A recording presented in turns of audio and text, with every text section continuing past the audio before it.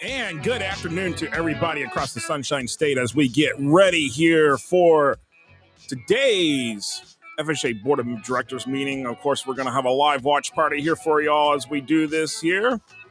And I appreciate everybody joining us here as we get the table set for what is about to happen, what we're about to see.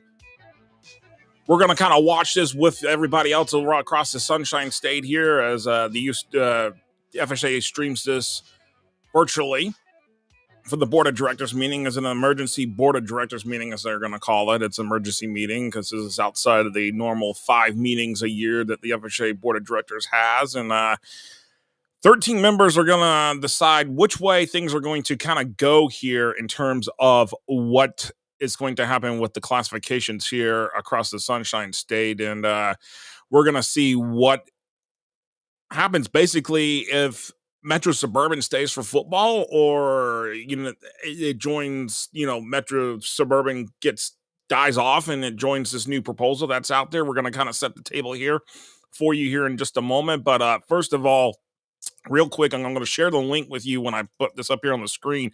Real quick, Zephyrhills, which has sponsored the scoreboards for us during the season. Team of the Year voting is up and live on Zephyrhills on the ZHTeamOfTheWeek.com, and I'm going to put the link in there. You can actually vote for the teams that won the Team of the Week awards across the season, and there's that right there. You can go on there and vote for Zephyrhills Team of the Week right there, and we'll go from there, and that way you can and we'll talk about everything else that's coming up here with everything for the FHSAA Board of Directors meeting coming up here at 2 o'clock. I'm keeping an eye on the YouTube channel. I've got it up on a different screen here for that because we'll be able to bring that in here once they go live with it. They have not gone live with it just yet. So, for right this second, Zephyrhills Team of the Week, you can vote upon that real quick there. If you got your team that won the Zephyrhills Team of the Week award, it's Zephyrhills Team of the Year for each classification.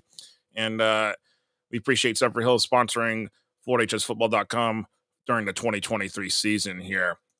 And with everything said on that here, we're kind of getting things rolling here with everything. And definitely appreciate Philip Crutchfield with Prosperity Wealth Management of Raymond James, who is also a big part of this, of all of our broadcast streaming, whatever we're able to do with shows and everything that we've been able to do. Philip Crutchfield has been a big part of it. So thank you very much for that. All right. We're getting the table set here. We're going to kind of take comments, questions. If you got questions, pop them in the chat if you're watching on Facebook or YouTube.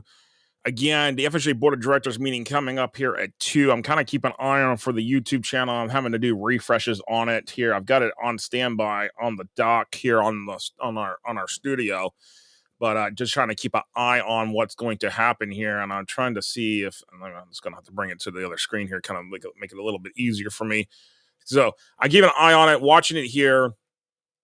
I'm gonna let's kind of set the table on this real quick. What I'm gonna do is bring it in. We're just gonna listen. We're gonna listen what they're saying here. There might be times I might come in and comment. I may make some comments here and there, just the thoughts and analysis of this. We don't know how this is gonna go. Nobody knows. But I'm just from talking to some people over the weekend at the state championships in Tallahassee, I don't know if there's enough votes for this plan to pass. I don't know. And you're asking, what plan is this going to be? Well, let's talk about it. Let's talk about this plan. This plan involves creating an open division in the Sunshine State with the FHSAA. This plan creates a open division. It takes Metro Suburban away, puts football into 8 classes again, which would be actually 1A through 7A plus rural. It would be called rural division. It would not have the designation of 1A. 1A would start with the smaller schools and then go up to the biggest schools to 7A.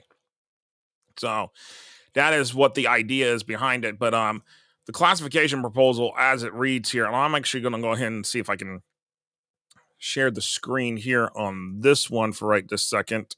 And let me bring it up here. So I've got it here from the FHSAA website. Actually, let me go ahead and bring that one up here. All right. Got it. All right. There we go. So here's what we've got sitting here in terms of regarding the proposed policy here that is going to be talked about with the FHSAA Board of Directors coming up here at 2 o'clock here, and I'm just kind of keeping an eye on the FHSAA YouTube channel to see once they go live.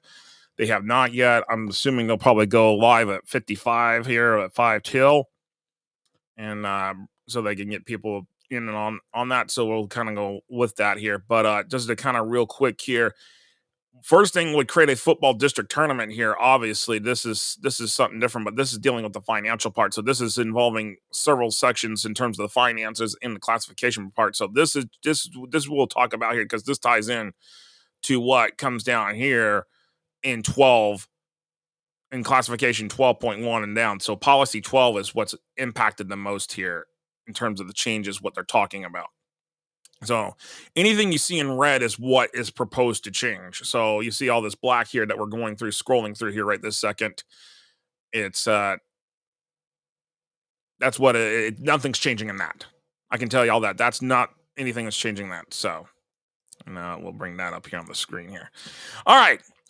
So taking a look at this right here. Okay, so this is where I was talking about rural. Rural would no longer be called 1A, it would just be called rural division, rural classification. I don't know the exact technical term. It's just going to be called rural class.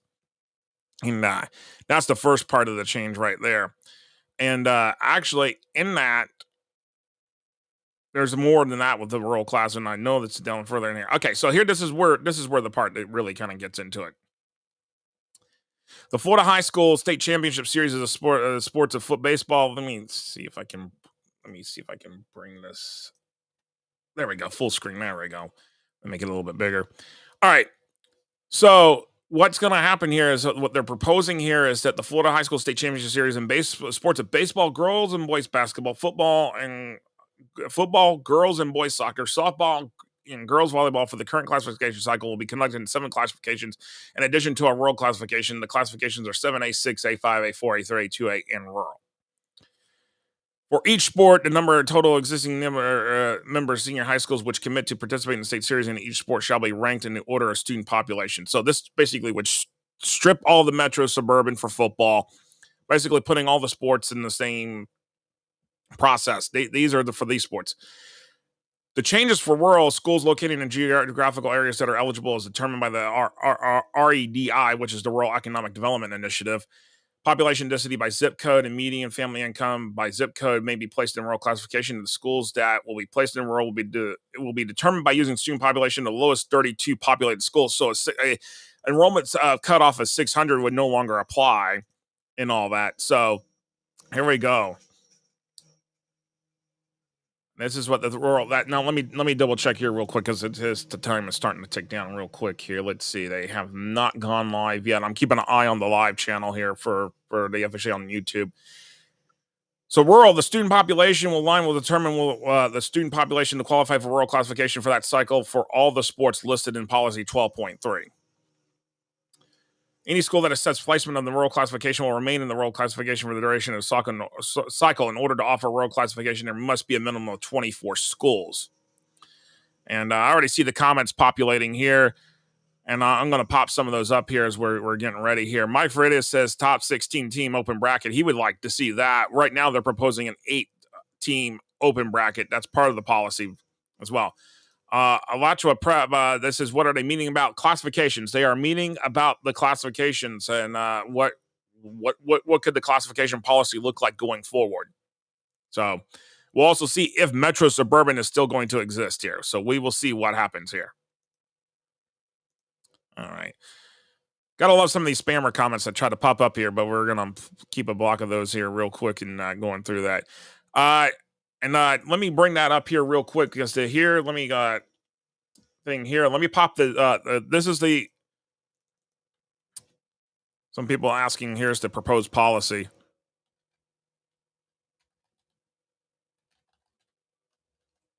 Proposed changes for. And I'm just typing it right now, and this is going to go out onto the people to YouTube and Facebook that are watching on those platforms. And then we'll sending those there so that way. All right. There we go. All right, continuing on here and rolling through here. All right. So rolling along here, that's the changes for rural that they're talking about. Assignments to districts region. This is what's going to happen. This is the biggest one that people are talking about. Open division. Conclusion of the district tournament, the highest ranked 18s per the Max Press rankings will be placed in open division for state series. They're talking about moving everything to the Max Press rankings. You go on maxpress.com and you see the Max Press rankings. That's what they're talking about. Those are those rankings that everybody's talking about. So let me see here. I'm still kind of keeping an eye on. I'm trying to refresh here. Still nothing yet. It is 57. I don't know if they're planning just to click live at 2 p.m. on the dot. I don't know exactly. So we'll see what happens here in a moment. I'm trying to kind of keep an eye on it. Let's see. Should be coming up here any moment. But continuing along here, what we've got here so far. So open division is the biggest thing that everybody's talking about.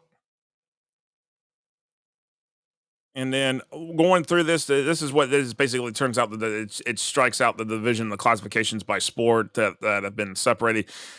Now, beach volleyball, bowling, competitive cheerleading, cross country, flag football, golf, lacrosse, swimming, diving, tennis, track and field, boys, water polo, wrestling. The number of classifications that just changes the numbers.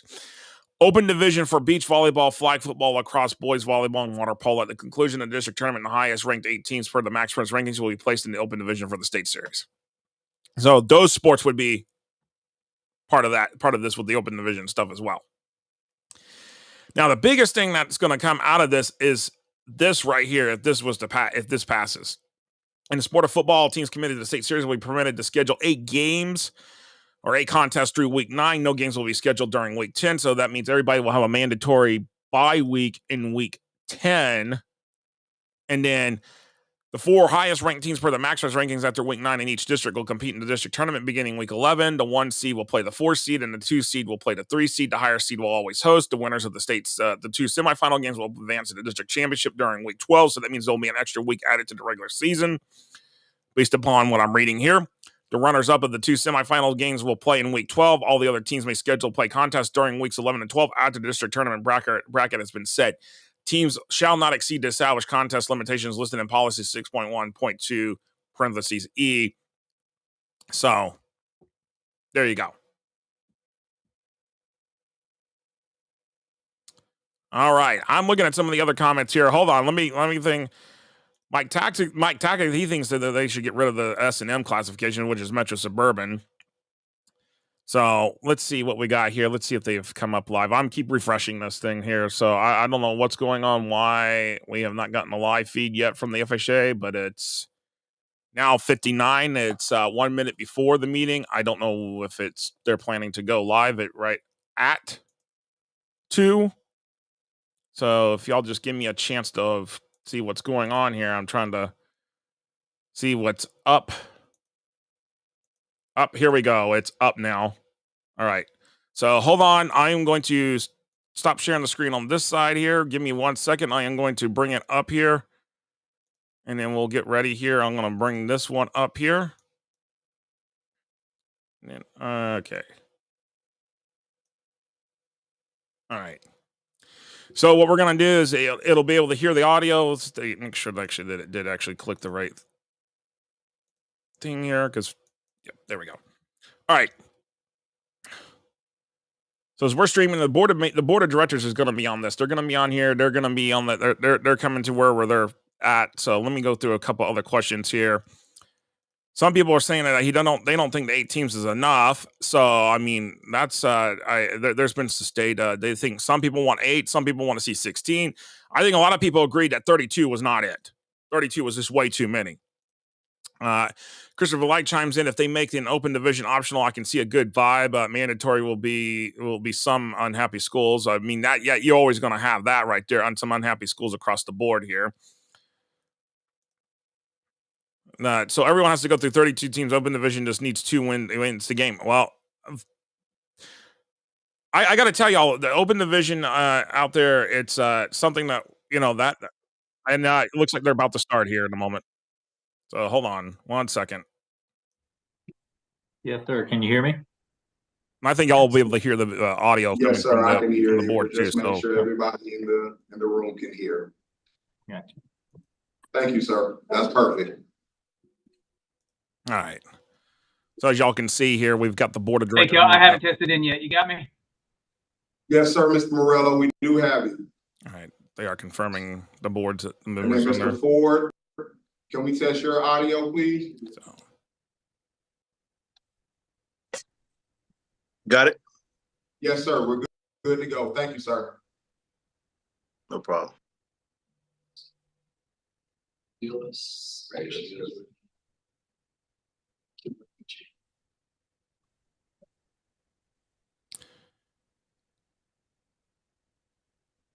Ricky Bell, how's the weather in Tallahassee? all right. Good afternoon, Ms. Bayless. Can we test your audio, please? All right. So they're doing audio weather's checks real wonderful. quick here. Superintendent Norton. Miss Calucci and the rest of them on this teleconference. Ricky has two sons, one that plays golf at FAMU, the other at the University of Florida. And a week or two ago, his Gator son is one of four to tie the course record at the University of Florida. He shot a 60. That's pretty impressive. Congratulations. He got it all from me. All right. I'm You're sure. starting to look a lot like Tiger Woods, Earl Woods. So we'll see what happens here. They're kind of still getting things set here. Miss Ritchie, can you test your mic? Hi, can you hear me correct? Yes, we got you. Thank you. Awesome, thank you. Hi, everyone. Good afternoon. All right, they should be Ms. getting started Bayless. here soon, guys. We're bringing what they're streaming from the FHSAA website, from the FHSAA video. We're following along and watching along with everybody else. All right, so there's going to be comments here. They're not started yet. Just give it a second. I actually will pull that off until we hear what's going on here. So at least we got the thing. So I'm kind of keeping an eye on this, and then once they go live, we'll go thing. Yeah, I know. This is what happens every board meeting. It's there's always a few minutes, but especially if it's a live stream video instead of. So we'll keep it here. Well, I keep an eye on it. I can hear that in my headphones here what's going on here. All right, so some people are asking about the max preps algorithm. That's a proprietary formula, but I understand that's also CalPrets. But actually, it looks like they're about to go. So. Okay. So we can. It looks like they're about to proceed here, so stand by. Just a couple of housekeeping. When you're not speaking, if we could just mute your mic so that way you don't get background noise. We can make sure that everyone is heard clearly.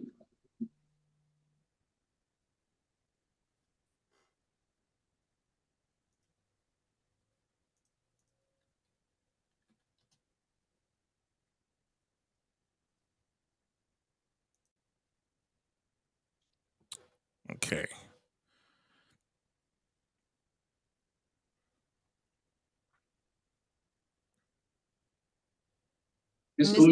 Yes, let me know when you want me to start. Okay, we thought you were froze there for a second. Oh, okay. Is it okay now? Yeah, everything's good. Yes, ma'am. We can start? Yes, ma'am. Be good, sir. Okay. Good afternoon. It's 2:04 on Tuesday, December 12th, 2023. Welcome to the Board of Directors called meeting. The Board of Directors called meeting will now come to order. Mr. Damon, please take the roll. Ms. Bayless.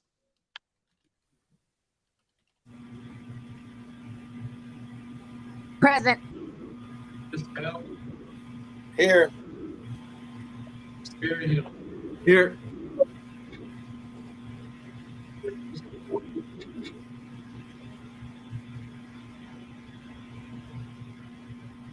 Mr. Ford. Here. Yeah. Mr. Morello. Here. Mr. Norton.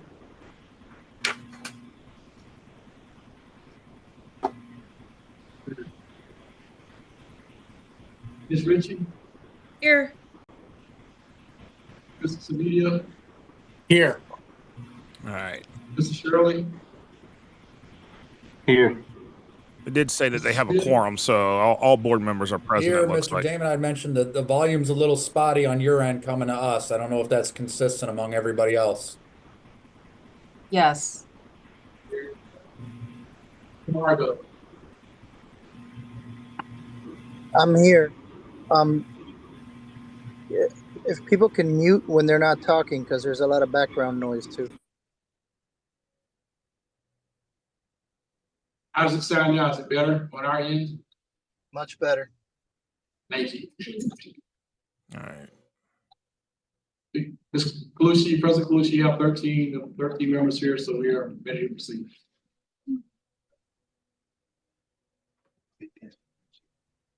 You're muted, Ms. Calucci. I'd like to welcome everyone and thank you for joining the called Board of Directors meeting today. Our first order of business is to approve the Board of Directors agenda for Tuesday, December 12th, 2023. May I have a motion to approve the agenda for Tuesday, December 12th, 2023? Motion to approve. I have a motion to approve from Vice President Bell and a second from We're Superintendent doing the Norton. motions right now. So looking at it, a lot Board of y'all agree with members, are there any 18, but comments some of or y'all want revisions 16. Some to of y'all approve agree the with 8. agenda A lot for of y'all think Tuesday, 16 December should be 12th, it. 2023? Seeing none, all those in favor of approving the agenda for Tuesday, December 12th, 2023, please raise your right hand. Kevin, I agree with you on this one here about this. Wondering Motion if, carries considering upper division teams unanimously. being guaranteed 2 games double elimination of sorts. I The don't think that's next the order case. of business is a presentation on the classifications proposal. All right. Mr. Damon will discuss the classifications proposal and present the results of the surveys that were completed by the membership and the public. May I have a motion to move the classifications proposal to the floor? All right. So the proposal is being moved to the floor right now. Looks like they're going to be I have a voting. motion from Ms. Bayless. Do I have a Motion. second? I have a second from Board Member Smith. So here we go. Let's see what happens. We'll see what the results are, because there was a vote between the schools that apparently, but they're At this hearing that all time, ADs did not vote. Mr. Damon will do his presentation. There was a Mr. public Damon, one as well. I'll give the floor to you. So we'll hear for that. Let's see what the results are. Good afternoon, members of the board. And again, thank you for taking time to be here, and for all of our folks, constituents that are on YouTube, thank you for taking the time to be here. Classification of sports is one of the most important decisions that you will make as a board. Today, you're tasked with acting on a proposal which will determine our classification of team sports for the 24-25 and 25-26 school years. Let's give you a little history of classifications with the Florida High School Athletic Association. Typically, the executive director submitted a proposal created by staff to the board of directors for many years of the existence of the association. More recently, staff has gathered feedback from stakeholders in creating the proposal to submit to the board of directors. Past, there's been 2 occasions that I want to make note of. The rural classification, the metro suburban classification are 2 times that the proposal was driven by a member school or a sport advisory committee. Last year, after seeking approval from the previous board of directors, I was tasked with compiling a task force to collaborate and make suggestions for a proposal. There's been many questions about the makeup of the task force, so I want to go over that and share that with you as a board. The dynamics of this group was 17 constituents, and they consisted of the following. There were 7 athletic directors that was part of this group. There were 5 coaches that were part of this group. There were 3 district administrators, with those district administrators also having ties to the FHSAA and the FHSAA as in officers with those organizations. There's 1 head of a private school that served on this committee. There was 1 superintendent, the diocese of Orlando, that served on this committee. Of the coaches, 2 were football coaches. There's 1 baseball coach, 1 basketball coach, and 1 volleyball. As far as the sections of the state, because we covered from Escambia County all the way down to Miami-Dade, section 1 had 5 constituents, section 2 had 3, section 3 had 3, section 4 had 4 members that made up this group. This group came together, met about 6-7 times, probably 20-25 hours worth of meeting time, and presented a proposal to me as a suggestion of what they felt our school should do moving forward as far as the classification cycle is concerned. So today, as a board, I'm asking you to decide the method we will use to classify our team sports. My proposal supports the consensus of the task force, which asks that we have 7 classes plus the rule in traditional team sports. The traditional team sports are volleyball, football, basketball, soccer, and baseball, and softball. The other team sports will be classed based on the number of schools. Which, by the way, I'm hearing on Second this thing that so we far must from cover some today, people too, that goes with this was not football, taken to the is whether or individual not sport member committees. schools So will that play I a am telling district the schedule during the sport regular the season, sport committees but that not each during sport the has. So preseason. I'm being told that was not the At case. this time, it's important that we determine what the classification cycle is so that staff can move forward classifying our schools. The other parts of the proposal deal with the playoff structure, and those are things that we can vet a little bit more, but today we need to emphasis on trying to decide how we classify sports moving forward and whether or not football will play a district schedule or the non-district schedule. I shared with you all the results of the survey. The first survey was the one that was done on home campus. Home campus, all of our member schools have the opportunity to participate with that. Of our 7, almost 800 member schools, we had 391 that participated. It's a little mixed story because in the first question they asked, are you satisfied with the current metro suburban classification structure in football? And 169 out of 391 said yes. Second question they asked, did you understand the new classification proposal developed by the task force? And overwhelmingly 373 said they understood. Third question is puzzling a little bit is asked, is your school in favor of the proposed classification structure, including the open division? 180 said yes. So when you look at question 1 and question 3, question 1 said, stated the majority support metro suburban classification structure for football. But section 3, which This is the interesting. proposal does not include metro suburban, 180 said they were in support of that. We also conducted a survey through our constant contacts that was sent out to the public, and the public had the opportunity to participate. And based on those results, a little bit different. It asked, are you satisfied with the current metro suburban structure? 48% said no, 37% said yes, 15% was not sure. We asked, did they understand the task force? 90% said the proposal of the task force. 90% said yes, they understood. But then we asked, were they in favor of the proposed classification structure, including open division? 52% said yes, 34% said no. So looking at that information, looking at I really wish they had task force posted a graphic of all we this. discussed earlier, listening to questions that came from the board, the recommendation that's in front of you as far as classification is some of the tweaks I made to it was to try to address some of your concerns. And I'm asking today that we consider 7 classifications for team sports, plus the rule, if we have enough schools that sign up for rule in our major team sports.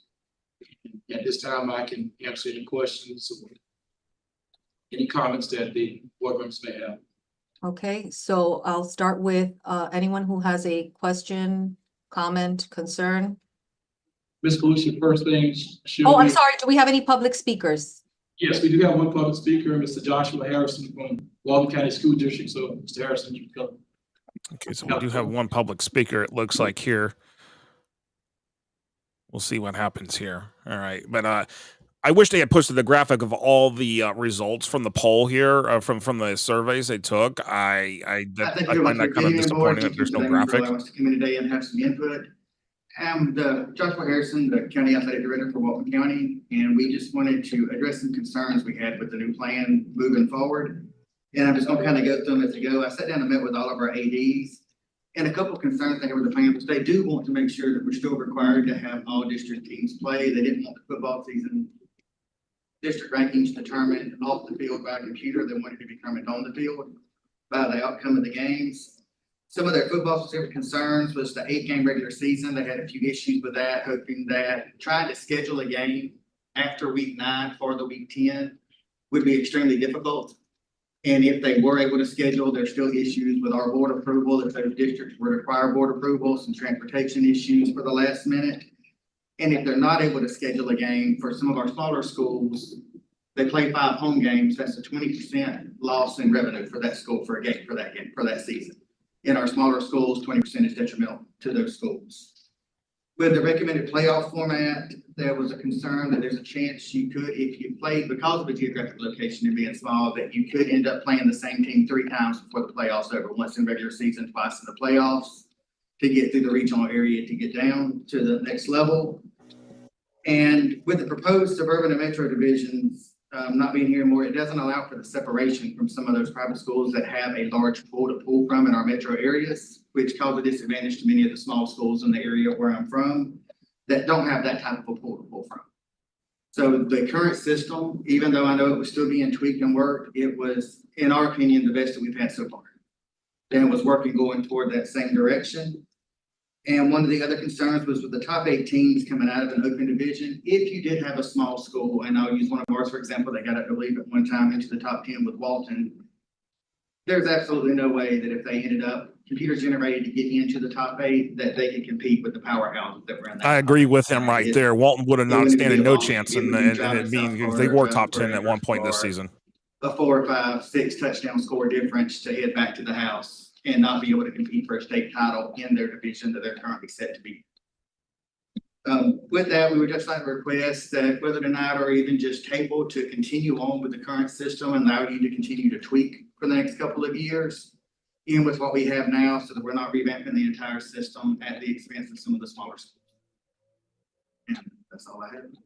Thank you very much. I appreciate that. Yeah, it would not be a good idea to try to kick this can down the road, especially with reclassification coming up. With reclassification, Thank everything, you. the cycle ending. Mr. here. Damon, are there any other public speakers? Just one. No, that was it. That was it? Okay. So at this time, are there any comments or discussion on classifications proposal as presented by Mr. Damon for 7 classifications in every sport and rural classifications for traditional team sports? By the way, stay tuned Okay, here. Afterwards, we'll have more Morello, reaction and we'll talk then about Mr. all Bell. this. Okay, thank you. And thanks, Mr. Harrison from Walton County, for coming up. I've actually got a Walton reference here in my notes. You'll like that. All right, first, we just want to appreciate the task force. That was a lot of work that they put in at the direction of Executive Director Damon. I appreciate that. So I'm just going to go through my concerns with the current proposal.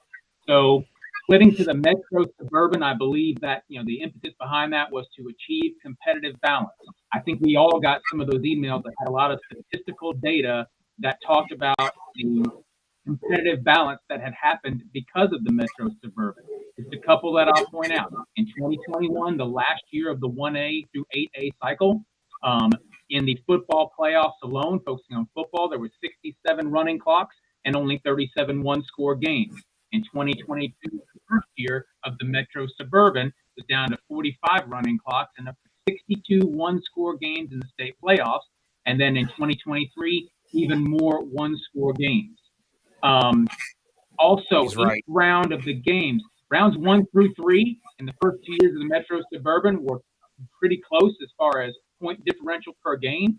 But in rounds 3, 4, and 5, from the 2 years of the metro suburban compared to the last year of the 1A and 8A, those games 3, 4, and 5 in the state series were over a touchdown closer than what they were in the 1A through 8A.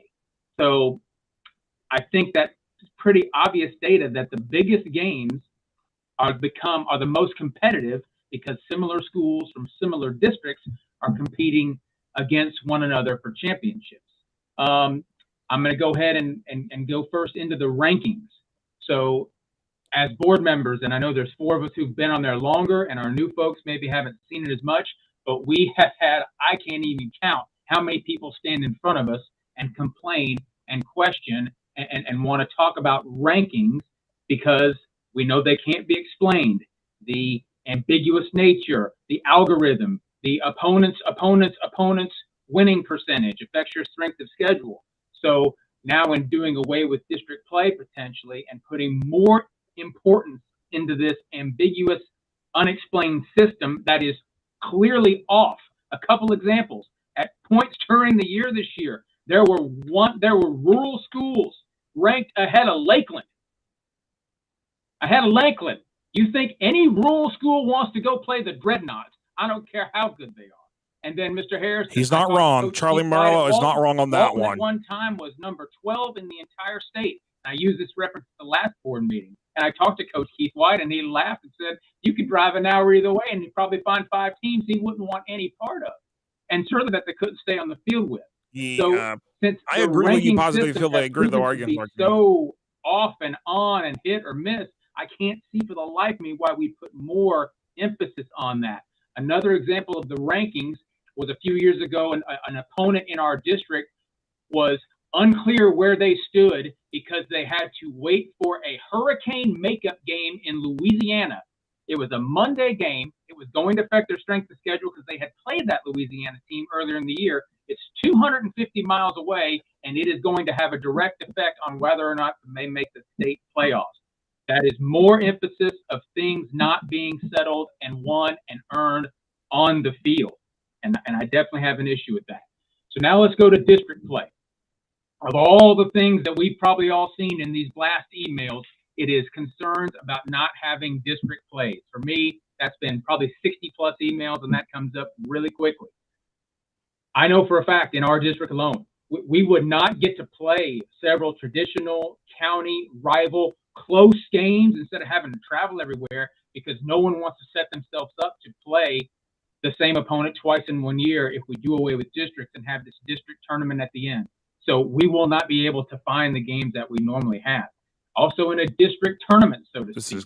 So your top 4 ranked teams, they make that There's a lot I actually agree with here on. So here we are again with some the things rankings. I don't agree. An example from this year in our football district, Crestview High School was ranked below Leon. Therefore, they would not have made the tournament. They beat Leon by 3 touchdowns. But Leon's strength of schedule was better, so Crestview would not be in the tournament. Again, another disparity in the rankings that's now going to affect things that happen on the field.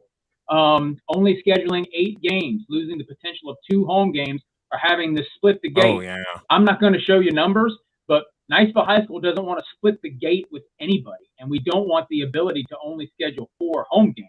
We draw big crowds, and that's going to hurt us big time if now we have to split this gate, not to make some concessions, and our band who gets that concessions. And then also, like Mr. Harrison said about the week 10-11 opponent.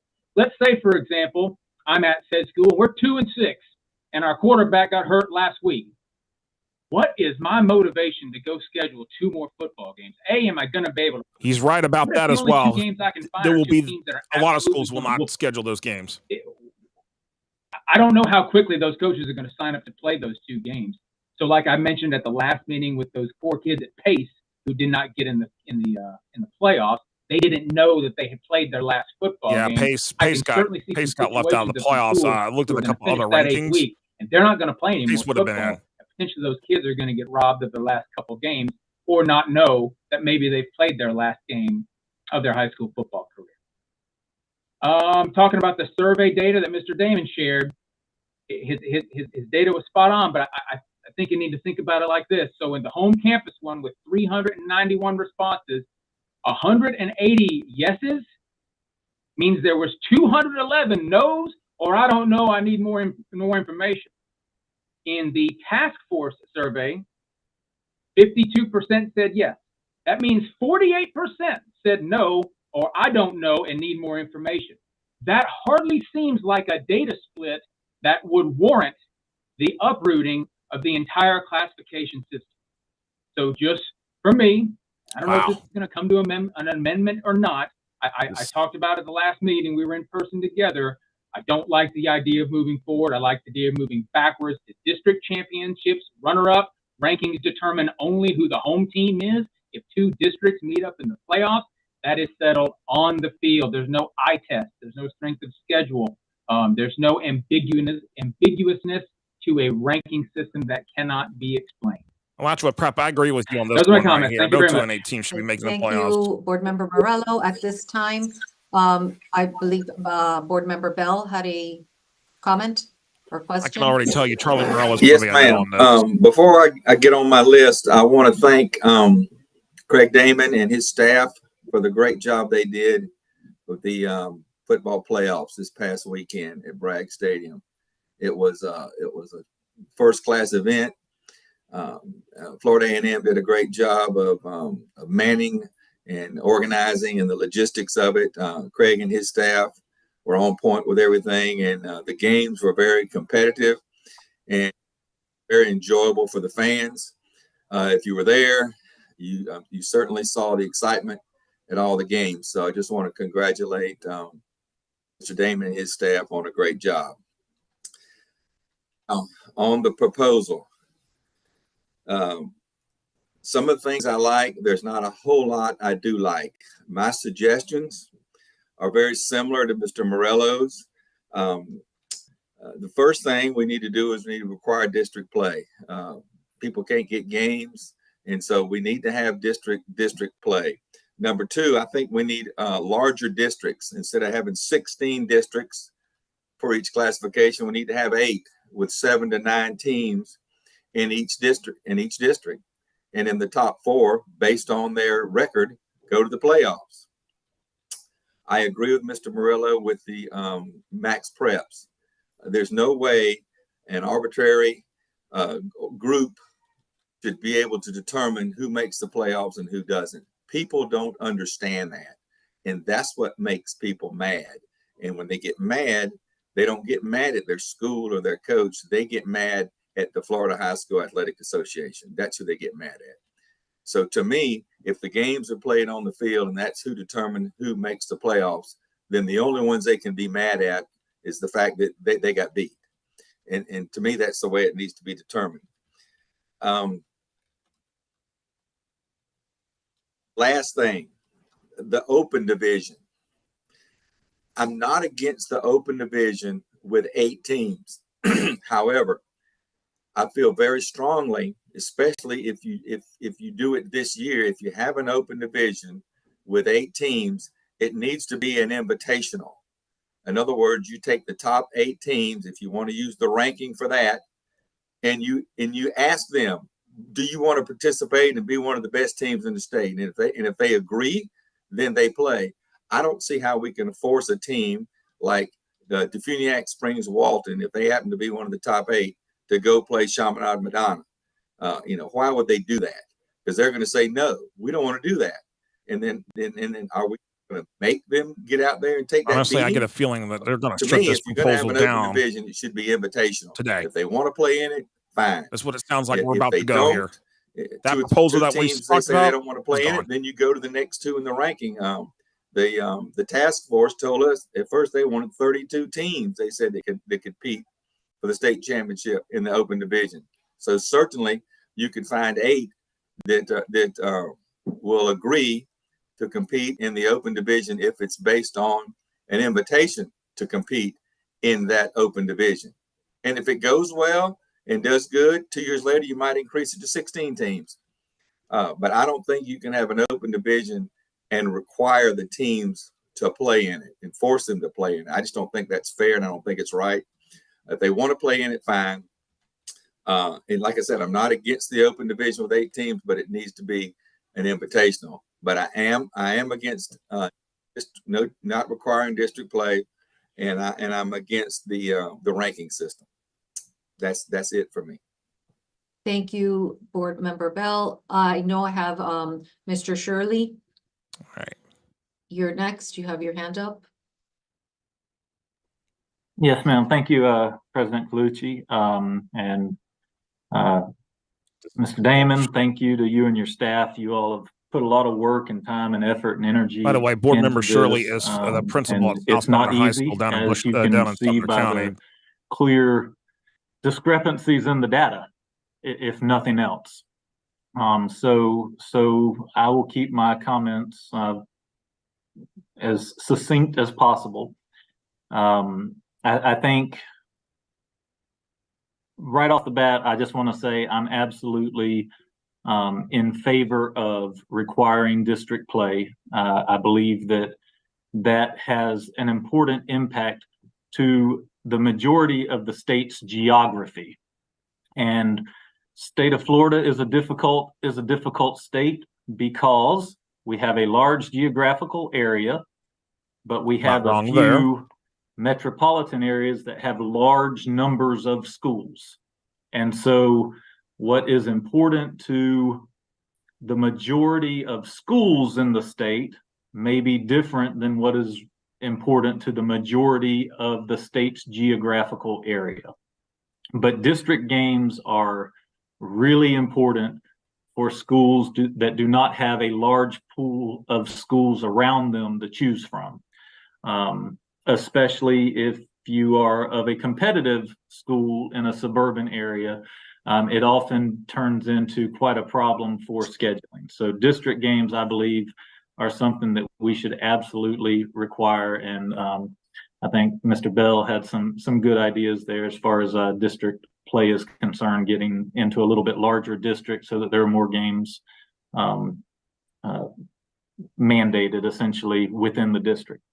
However, with the overall proposal, I think I've got a couple of thoughts here that I just want to get out there for public record. I think there's an inherent bias when we are in an open enrollment type of environment that our school system in the state of Florida has. If we don't recognize that a metro area has a far greater population density in which to benefit from the distribution of athletes, whether intentional By the way, Kimberly or Ritchie unintentional, represents the Florida Department of Education. You saw her head shake right there between metro about areas and that. suburban areas. So it looks like there's some recognition coming from FLDOE. Not just in metro, but in suburban as well. It also creates a little bit of a, I hate to say promotes illegal recruiting, but it does put a lot of pressure and a lot of potential problems with schools recruiting athletes out of their zones to come play for a program that has become a powerhouse in one sport or another. So I just want to make sure that as we go forward with this mode of thinking, we do have to remember that our job as a board is to make sure that we're doing what's best for kids, not what's best for business. And the majority of our kids playing a sport will never play that sport again after they graduate high school. And that's what we have to keep in mind. I think that with this plan as it sits, I don't see where there are any safeguards in place to prevent us going back to the football championships of old, where most of them were running clocks or 2, 3, 4 touchdown differentials. We have created, through Suburban Metro, a very competitive championship series in football. And on the business side of things, state series games that have a community following and close games that are competitive generates revenue. So I do see some flaws in the open division, but I'm not opposed to the open division because I do think that that there is some validity to that 8-team open division. But I believe that same thing could be accomplished while keeping that Suburban Metro competitive championship series alive. And whether the 8-team open division was optional or not, could still be affected. Excuse me, my announcements are coming on right now. Sorry about that. So that 18 open division could still be accomplished while keeping the Suburban Metro that recognizes that there is a difference in communities and districting and things along those lines as far as schools, competitive balance, as far as how they can benefit from the controlled open enrollment of a population density between suburban and metro. So those are my thoughts, and certainly, like I said, I appreciate the effort that's been put in put into this proposal. Okay, thank you, Mr. Shirley. Does anyone else have any comments?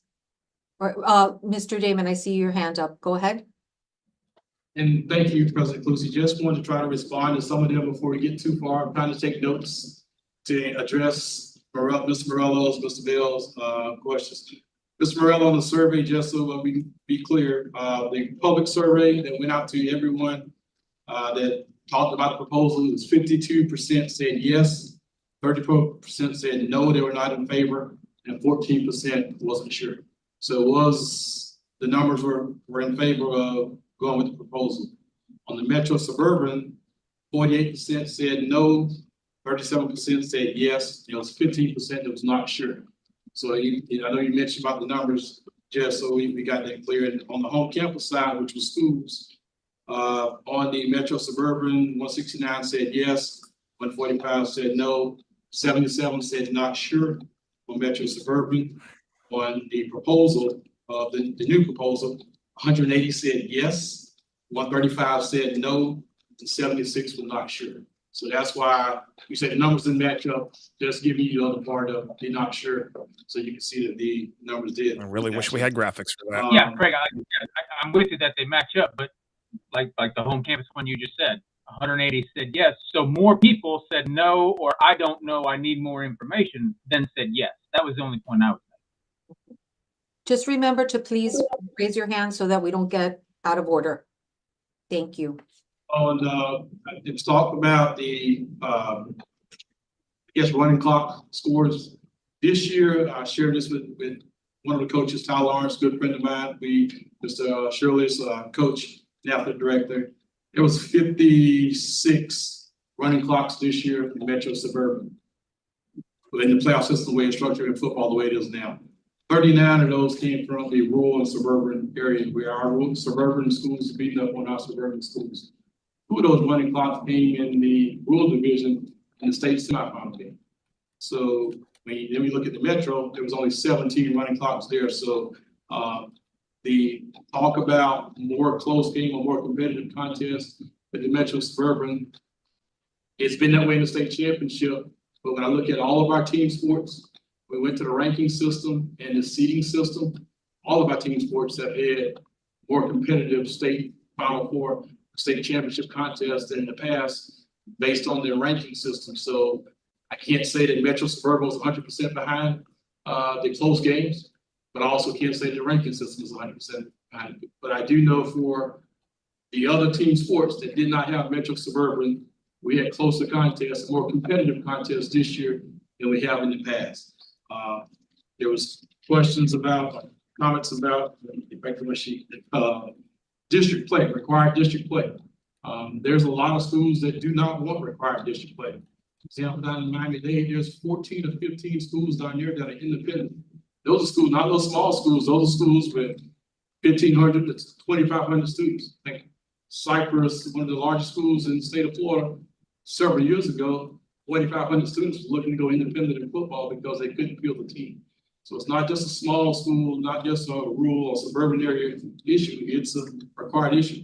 Schools down in Miami-Dade that went independent did not want to play Miami Central and Booker T. Washington and Miami Northwestern. So they chose to go independent during that time to get away from playing a required schedule. So if we want to play a required schedule or have a required district play, I don't see the difference in required district play and being required to play in the open elite division. It's still part of the playoffs. So if we're going to require to play a school to get beat by those teams during the regular season, what's the difference with the open division instead of as far as the invitation is concerned? The on the field performance, I'm a one type person as a coach. I like to control my own destiny, and winning the games on the field sort of gives you that control. But several years ago, we heard from our membership that there was teams that was getting in the playoffs that had no business getting in the playoffs because they was in a 2 or 3 team district. You go 1-9 and be district run up in your district and part of the playoff system. So yes, we saw a lot of running clock games when those district run ups with the 1-9 record because they were in a weaker district made the playoffs. So they were getting blown out in those earlier rounds. The ranking system, I don't disagree with you with the Florida power system, power rankings. I do think we need to go to the Max Cups rankings as is. Anytime you have a formula and you try to tweak it or adjust, you're not going to get the same results or the results that it's intended to do. So moving forward, my proposal would be to use the ranking system as is. It calculates margins of victory, it calculates your history of your program. So be it. It is what it is. But there was a strong push from our membership to strong districts where there was 3 or 4 teams that could or should be in the playoffs, but because we've only taken the district champion and district runner-up, what was determined on the field, 2 teams was left home that should be part of our playoffs when a district champion or even a district runner-up made the playoffs that had no business being in our playoff system. We talked about required district. Football right now is our only team sport that plays a required district schedule. All of our other team sports do not play a required district schedule in the regular season. The thought behind that, there were several comments made to me is, if we're gonna put so much emphasis on rankings, then I should be picking who I want to play. Like Mr. Sevilla mentioned that. If I'm picking who I want to play, to use back up rankings, it is. If somebody leaves about 100 points, I schedule that team. So I am sympathetic of trying to find a schedule. As a former coach, I went through that, trying to put together a schedule. There was teams that was 5-10 miles away from me that would play. So I completely understand, Mr. Shirley, your sentiment of not having schools running that want to play. So that's why that was a question that was posed. Do we have a district schedule in football? We do not have a district schedule in football. But today I did not get in the open division because the open division has, sure, that's the playoff part, that's the playoff structure. But today, what I want to accomplish today is to make sure that whatever system we have moving forward, classifying our sports, we have that in place, and whether football teams are going to be required to play a district schedule, because now myself and staff can go to work, put teams in districts and so forth, and get something out before Christmas. If we table this and move forward, now you're talking about your schools not being able to schedule possibly until late January because we don't know which way we're going. But again, I'm at the mercy of the board. I just want to respond to some comments that have been made just to give you a little bit more than maybe I gave you before, because I wanted to hear, didn't go into some of these details before because I wanted to hear what the board wanted me to talk about and comment on. So that's why I sort of held out and sort of briefing my open remarks. And just before I go on, I see Ms. Ritchie's hand up and Mr. Shirley's hand up, so I'll go to them in a moment. And then Mr. Silvidio as well. So I'll go in that order, Ms. Ritchie, Mr. Shirley, and Mr. Silvidio. Just to be reminded, we're not gonna vote on the playoffs today. That's correct, Mr. Damon? Yes, ma'am. It's just classification. What are we gonna use to classify our teams and whether or not football would have to play a required schedule. And just correct me if I'm wrong, this is so that the coaches can move forward with their scheduling. Yes, that gives staff an opportunity to create districts, create classes, and coaches can get to work on the schedule. Our goal is to have it out before Christmas. So making a decision today would help us move forward. Okay.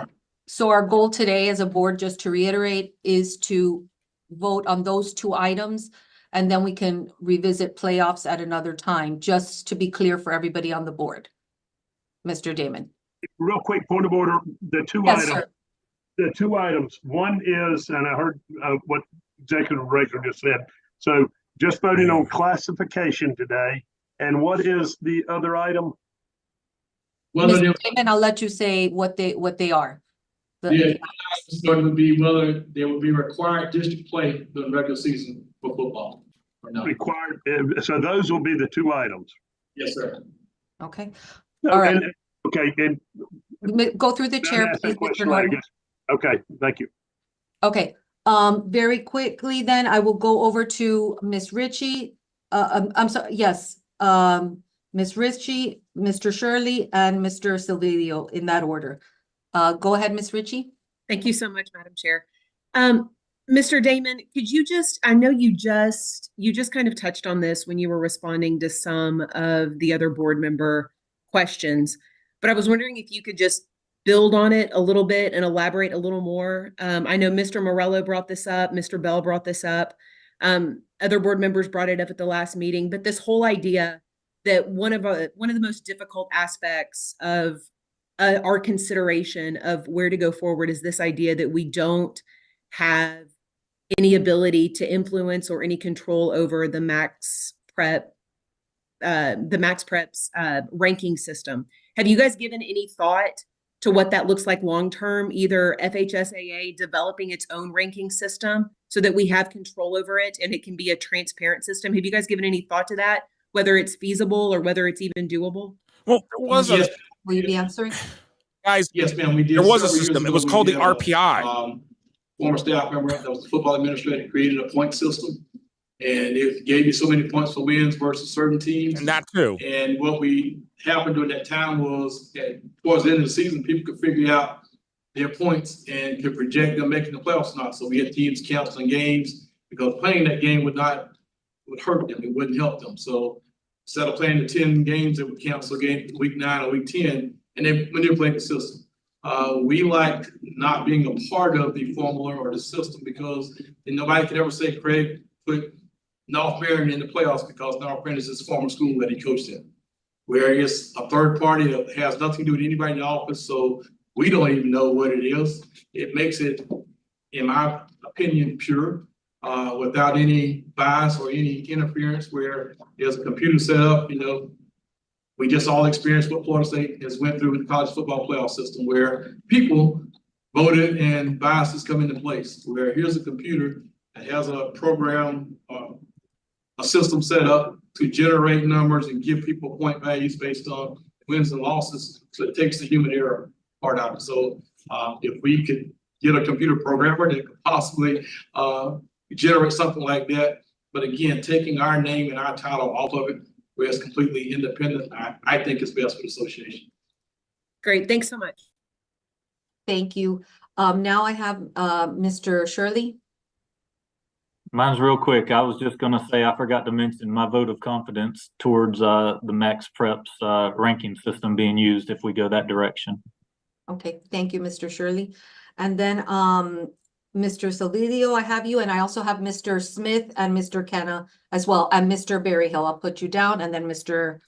A lot of debate Bell. here, people. Okay, so now I have Mr. Salidio. Yes, thank you, Madam President. Couple of comments and then a question for the executive director and or staff. Just to touch on rankings, I do think that any ranking system is possible as long as we have transparency.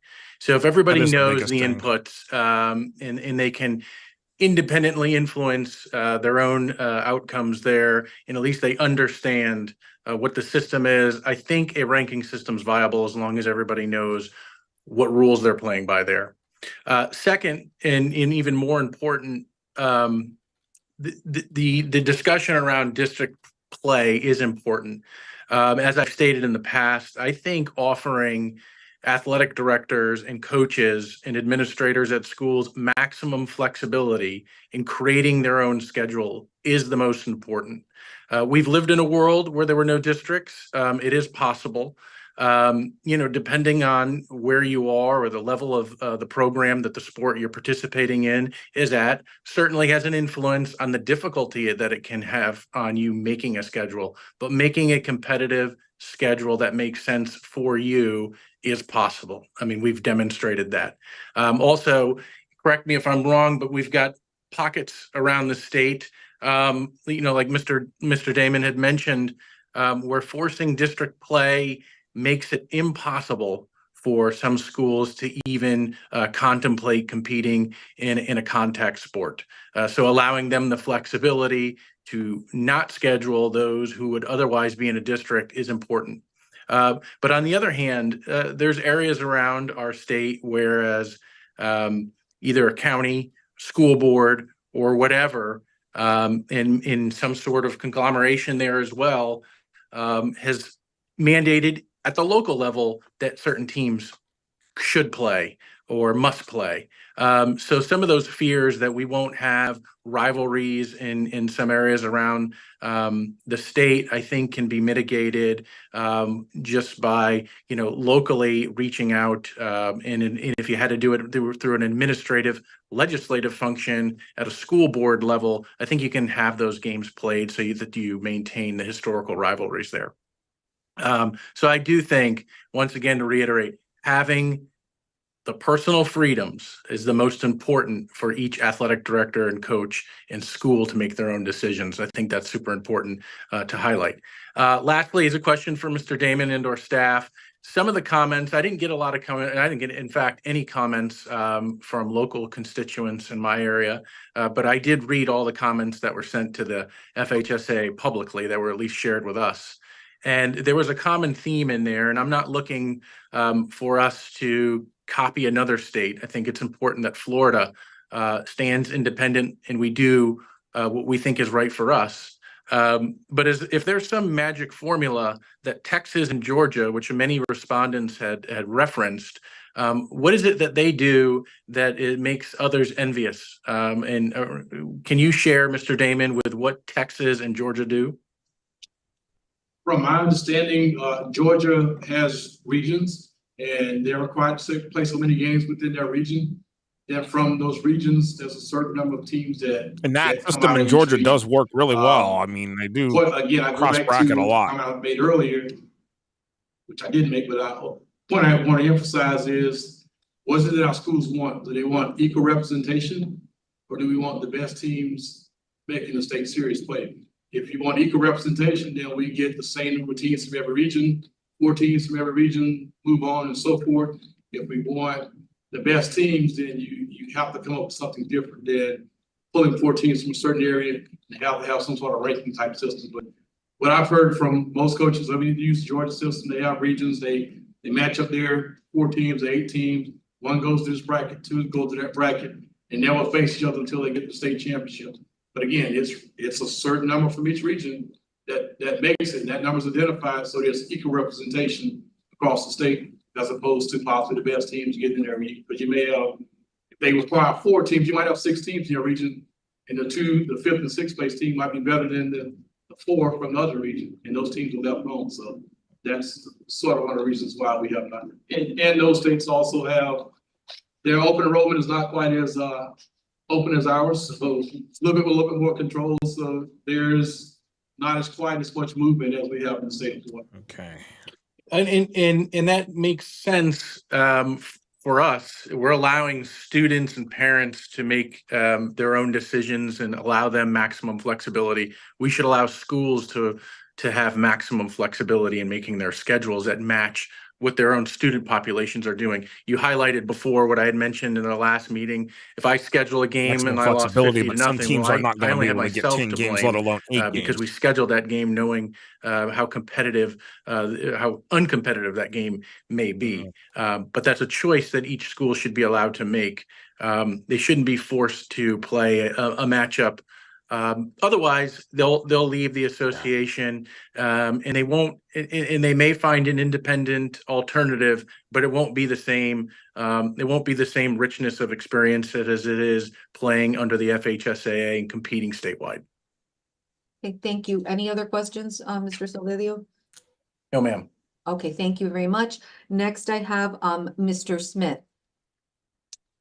All right, thank you very much. I just want to reiterate my thanks to the classification committee. I know a lot of names in that committee and a lot of great people putting a lot of time.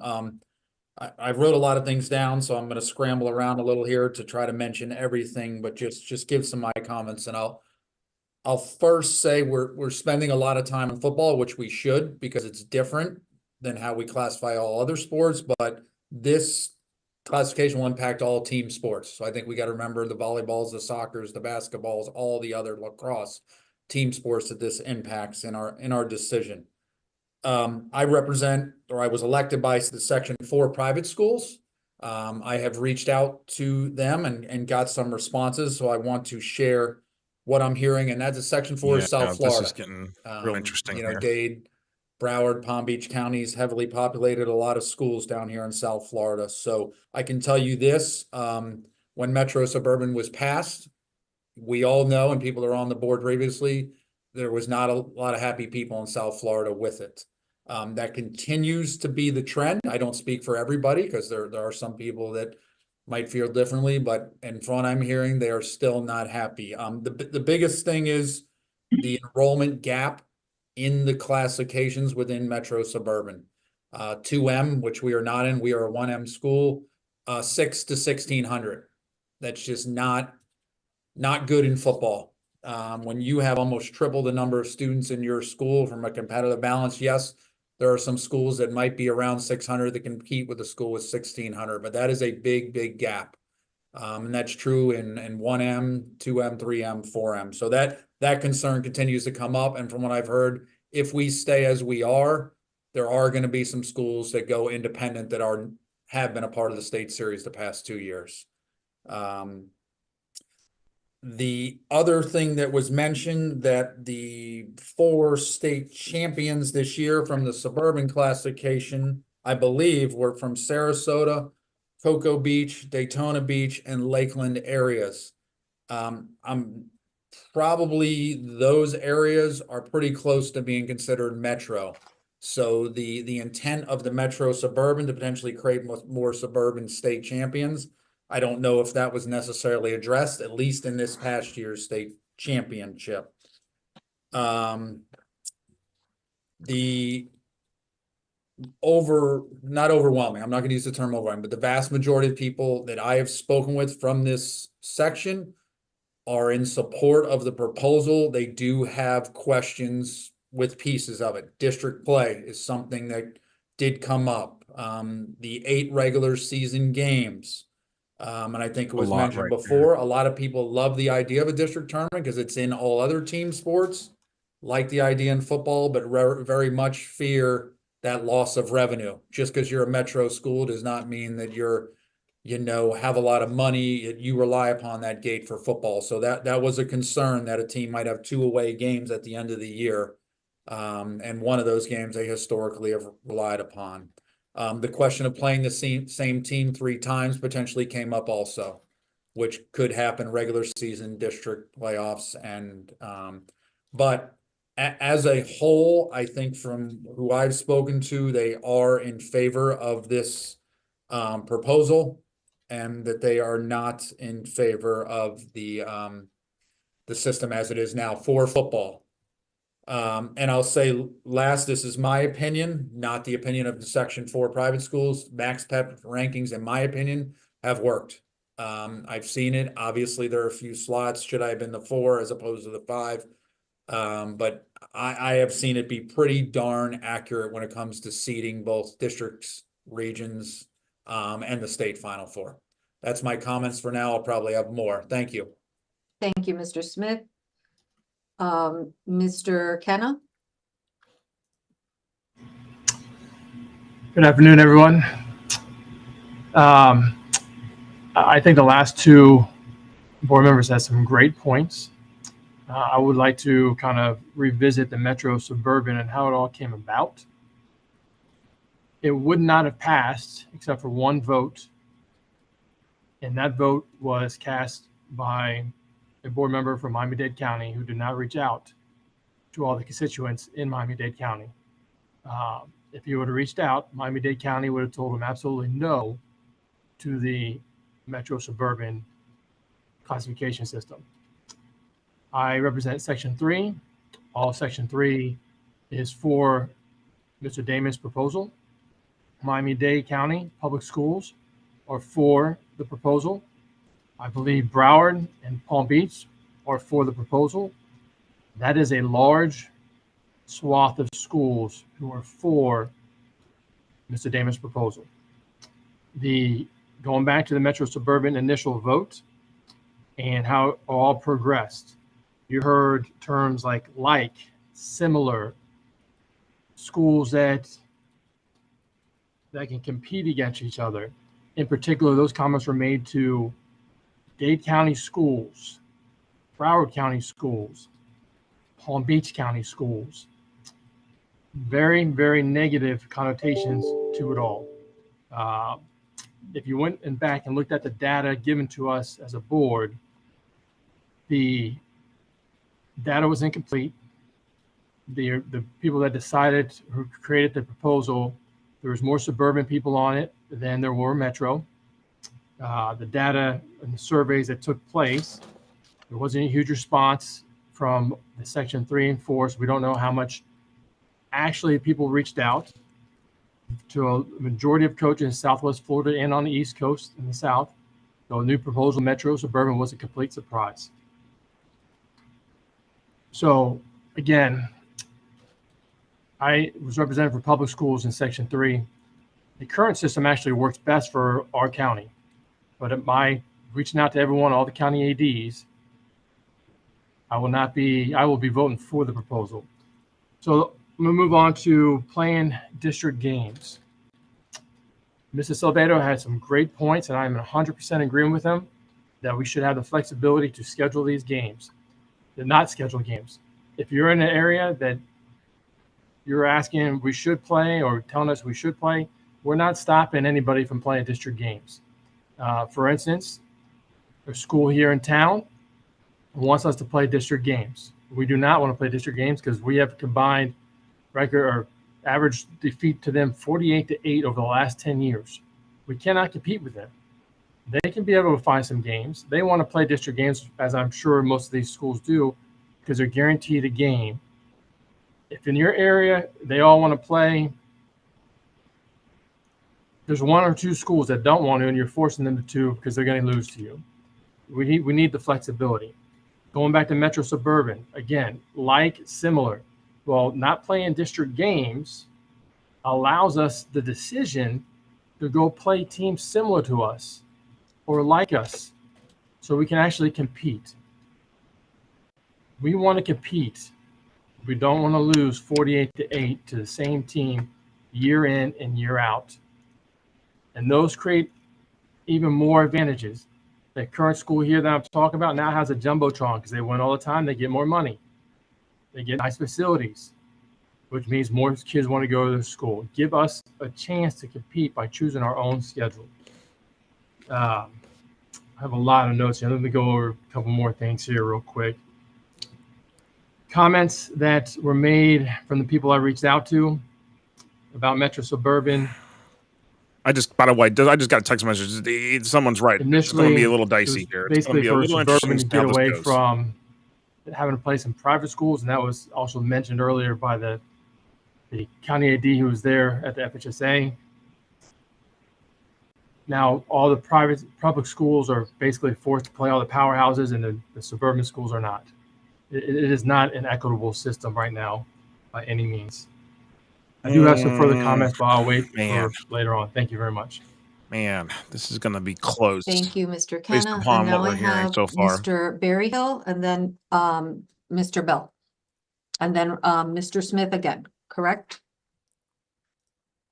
Thank you.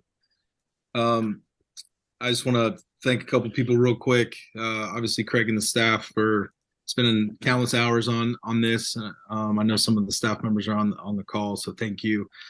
I did spend like a 7-hour day after our first board meeting with that task force that was put together. I will agree that I felt like it was a great representation of our state.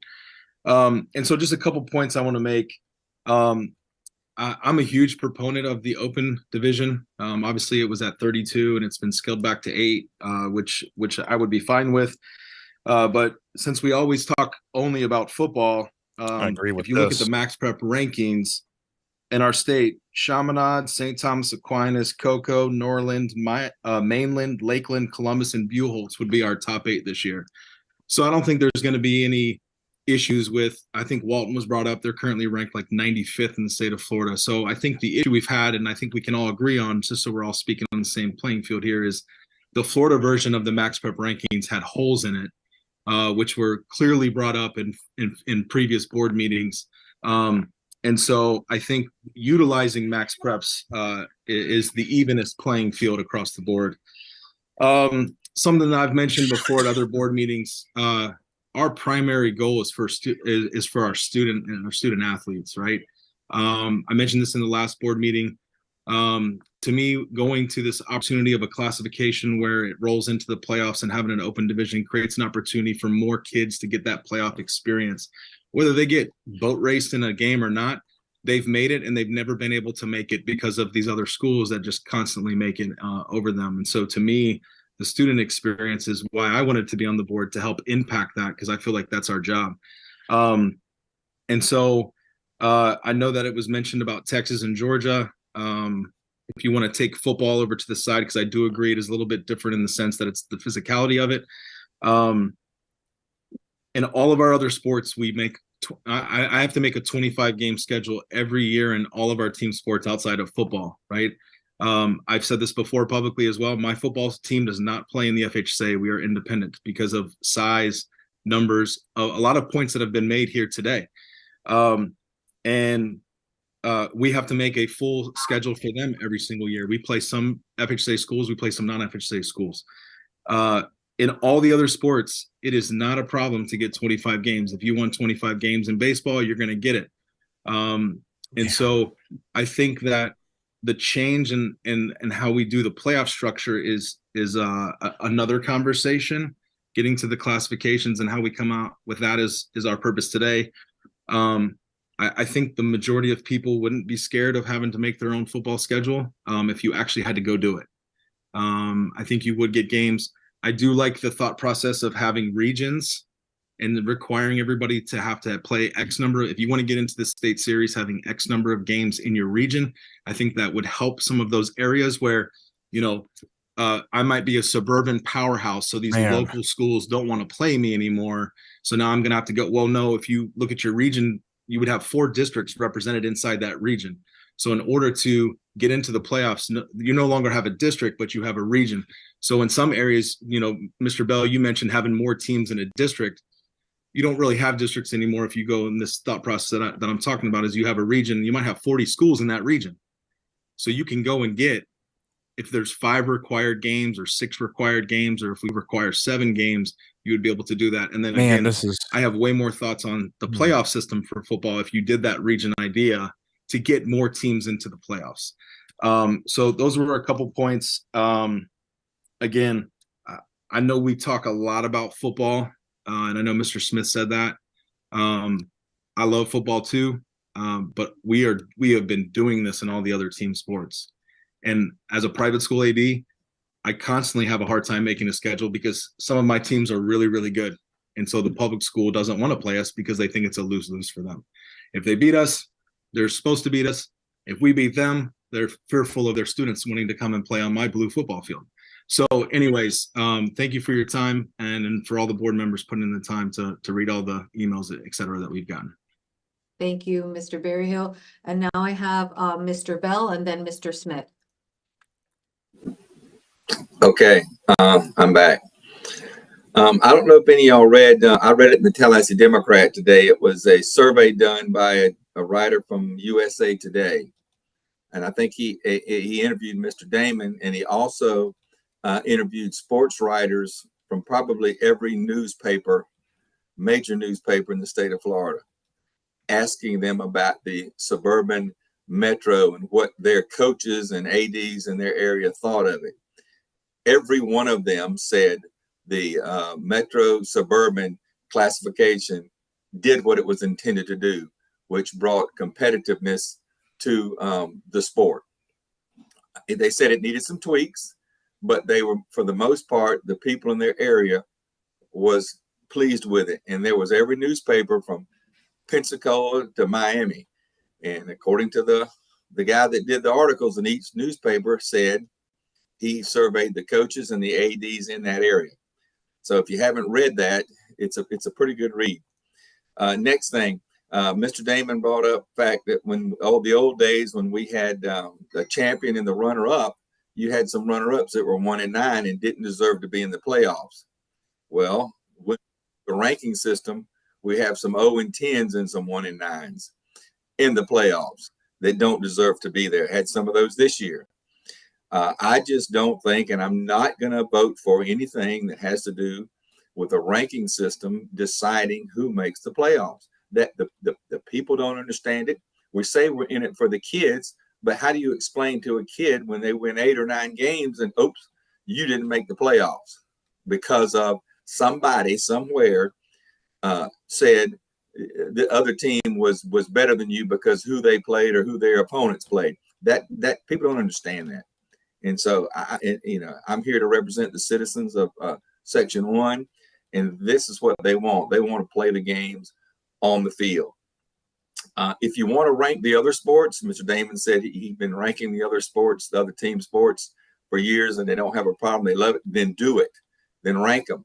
But just don't rank football, because football, for the most part, doesn't want that. I know today we're voting on classification and required district play. The complaint about that is there's not enough teams in the district, and some of the teams go and don't deserve it. Well, that's why you go with larger districts. Instead of 16 districts in the state, you have 8 with several teams in there to choose from. The top 4 get to go to the playoffs. Then and you'll have a 32 team bracket in each division. That solves a lot of the problems. But anyway, that's my 2 cents, and appreciate you. Thank you, Vice Chair Bell. And Mr. Smith, your turn. Sorry to come back to me, and I'll just make a brief comment. Mr. Bell, thank you for mentioning that. And I didn't see the article in the Tallahassee, I believe you said Democrat, but I wasn't surveyed. I can tell you that in South Florida. Neither was my football coach. So I don't know who spoke on behalf of Palm Beach County or Broward or Dade, but I don't think that's the case from here. Maybe they spoke with 1 or 2 coaches, but that's not the consensus. So I just want to make that public record. Back to the Metro Suburban, something I thought it was important to mention that is. By the way, John Santucci is the one that did that article from USA Today. There are a lot of Metro schools in this section, I believe other sections, that cannot compete in their district, let alone compete for a state championship. And I know it's been driven home that Suburban Metro was supposed to allow more teams to compete for state, or schools to compete for state championships. It didn't do anything for a very, very large portion of schools throughout the state in those metro areas. And some of those, as Craig mentioned, have gone independent or are considering going independent of the FHSAA football classifications. And I think when we go back to Max Prep's rankings, you know, I can go either way with it. I can just tell you my experience has been that it has not, it's been good in our district, in our area, and accurate. I think early on, if you look at it in week, you know, the first 20% of the season, even the first 50% of the season, it's not going to be accurate because those games haven't started to pile up and the wins. So that can kind of skew it. But when you get about 2/3 away through the season, it starts to get much more accurate and you have a good idea of the teams that are going to move on. Those are my comments for now. Thank you. Gosh, this is going to be close on the vote. I have to tell you all that. Just my analysis so far. Just real briefly, back to the article that was just referenced. I was at the FHSAA state football games. The county AD from Miami-Dade County was there. I did my due diligence, spent some time with her. I don't believe she was interviewed because her opinion would be different than what that article states, because she is for Mr. Damon's proposal. And that's my comment. Thank you. Thank you, Mr. Kenna. At this time, do we have any more comments or questions? Okay, and let's just remember that at this point, we're just voting on 2 things, which I'll, oh yes, Ms. Ritchie, go ahead. I'm so sorry, Madam Chair. No. This is probably what you were going to, this is probably where you were heading as well. But on item 1, on just the classifications, when we say we're voting on just the classifications for clarification, that means 1R, 1A through 7A in an open bracket, right? That's the only issue related to classifications, are those new 9 classifications that we're considering. Is that correct? Mr. Damon, I'll turn that over to you. Be 1A through 7A and the rural division. So it'll be 8 classes total. Rural division, then 1A through 7A is what you're voting on. So we're not voting on the open bracket as a part of the classification. It is a part The open bracket is postseason play. That's okay, play. so it's considered part of the playoff, which we're tabling. Yes. Gotcha. Okay, so it sounds like the open division's being tabled right now, so they're not going to vote Any upon other that. questions, Ms. Ritchie? Just the classification part. Okay, Mr. Bell? Okay, so either we vote up or down the recommendation, and if we vote it down, do we go back to Suburban Metro, or do we have to make a motion to stay with Suburban Metro? Well, right now, I was going to call for a vote on having on whether that we keep the 7 classifications in rural is the vote right now. We And need then to keep the 7 revisit. classifications. So Right now we got 9, right? There are Right 9 state champions. Got 9. We got 9. So Right. it would be 8, correct, Mr. Damon? Yes, it'd be a total of 8. Okay. All right. Chair, Any other questions before Mr. Norton, go ahead. yeah, just, I And think then it's, Mr. Salidio. yeah, I think it's important. I've got a bunch of questions and emotions and feelings, and I know we all do. But can we kind of, I mean, we're in the sunshine now. Can we kind of get a census of the 13 board members? You know, how important it is to keep the Metro Suburban? Because I mean, I've heard everybody here, and it does sound like the consensus is they've worked as hard to get Metro Suburban as some of us small school folks up here put a premium and value on 1A rural. So, I mean, can we, I mean, just kind of a show of hands, it would help with where.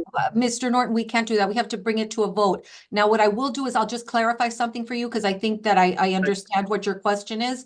Claire, please correct me if I'm wrong. This is getting crazy. Mr. Damon, if this does not pass, then we will stay with the Metro Suburban. Is that correct? We could either do that or take a motion for something else. Okay. So Also, they could take a motion for something else. So hear that. That This is going to get interesting. I'm going to here. make a motion to vote on that at this point in time. Let's make a motion, not a motion. All those in favor, let's call for a vote. All those in favor of having 7 classifications in every sport and rural classifications for traditional team sports as presented by the executive director of the FHSAA, please raise your right hand.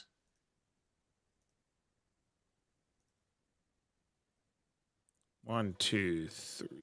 This is for the motion, right? This is for the vote. Right. 1, 2, 3, 4, 5. Okay, Mr. This looks like it's going to Damon, fail here. we have 8 yeses. 8 yes. Okay. Okay, so we Wait a second. have 8 yeses. Hold 8 on. yays, all of those opposed, please raise your hand.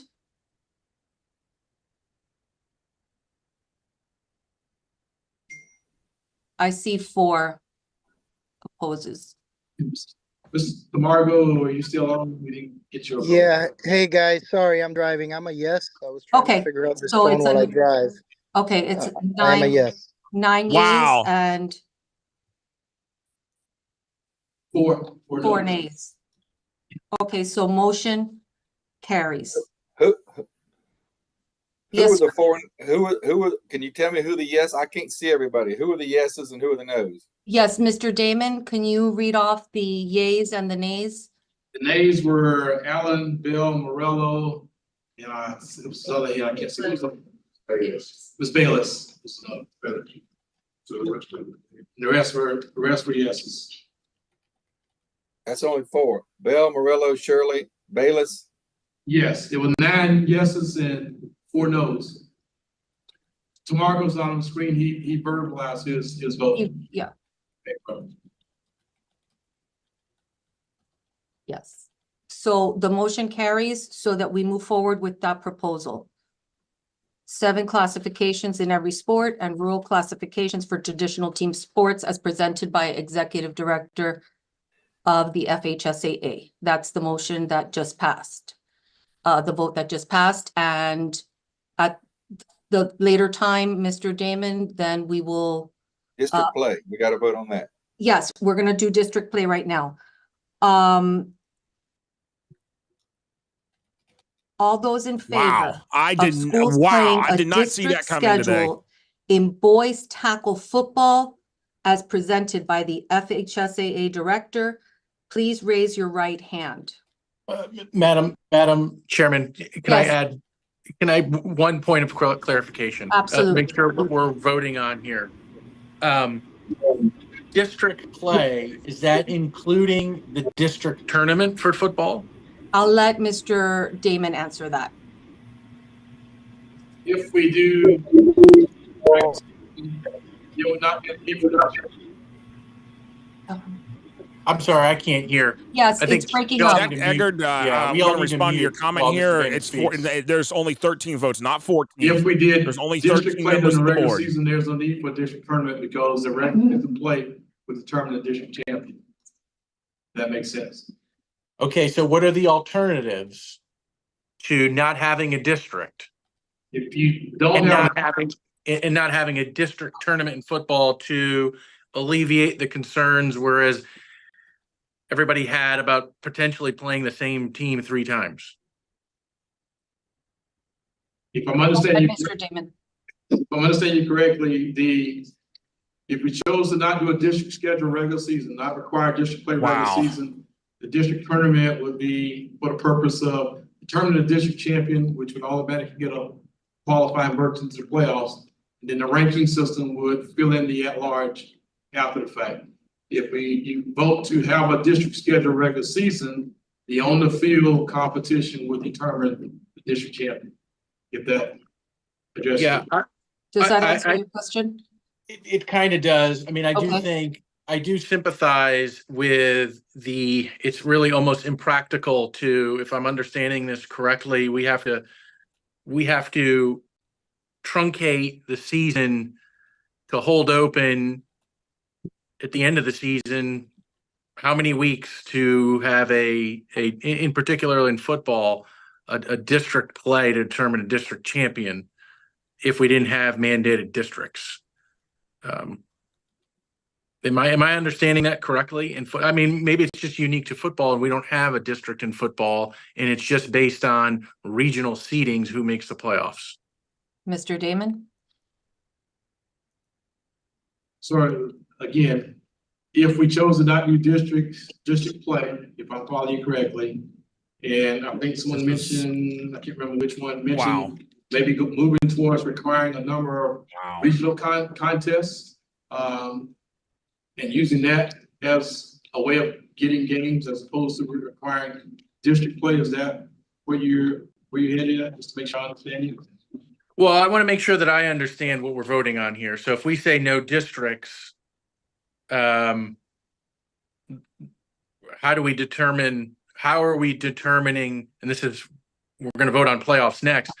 So we're just going to vote yes or no on districts, and then it's up for a second vote or third vote on how we determine who makes the playoffs and how the playoff is structured. Am I understanding that correctly then? Paul, I think the best way to say it is we're not voting on no districts. There'll be districts. It's just that there will or will not be mandated district play. There'll be districts. There will be districts, yes, sir. Okay. Okay. So this is up or down on mandated district play. Yes, this is up or down on mandated. Okay. And then I have Mr. Kenna and I had Miss Ritchie. Do you have? I'm just confused what we're voting for. Are we voting? But we're gonna vote in a minute when I call the vote, but we're gonna vote on those in favor of schools playing a district schedule in boys tackle football. I'm not voting right now, but that's what's gonna be presented. So this is the vote if you want to play This is the district. next vote. If you want there to be Goodness district gracious. play, then you would vote in favor. If you're okay with no district play, then you would vote against it. This is Am I correct, Mr.? Required. Required, Okay. correct. Am I correct, Mr. Damon? I just want to clarify for the board. Yes, we still will put teams in districts. It's just whether or not you're required to play them during the regular Right. season. That's exactly right. So it would be whether it's required or not. We'd still have district play, but it would be at the discretion of the school, the coach.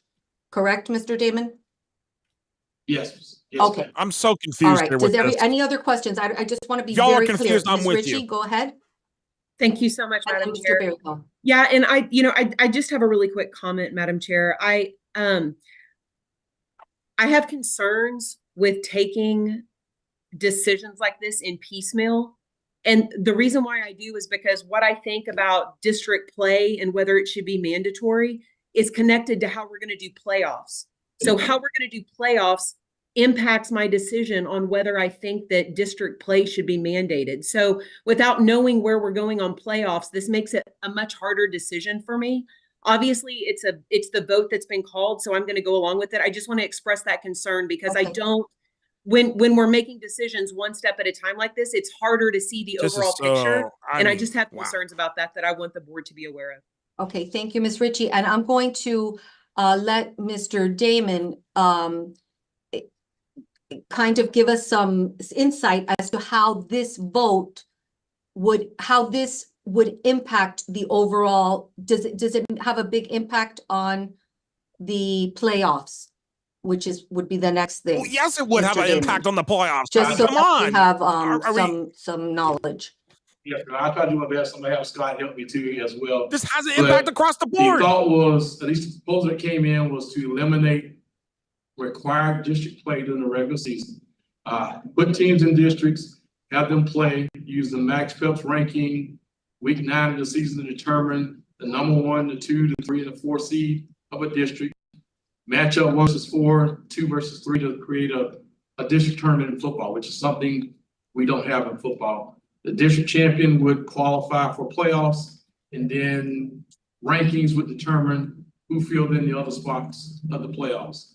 If we required district play, then the teams would just play each other during this regular season.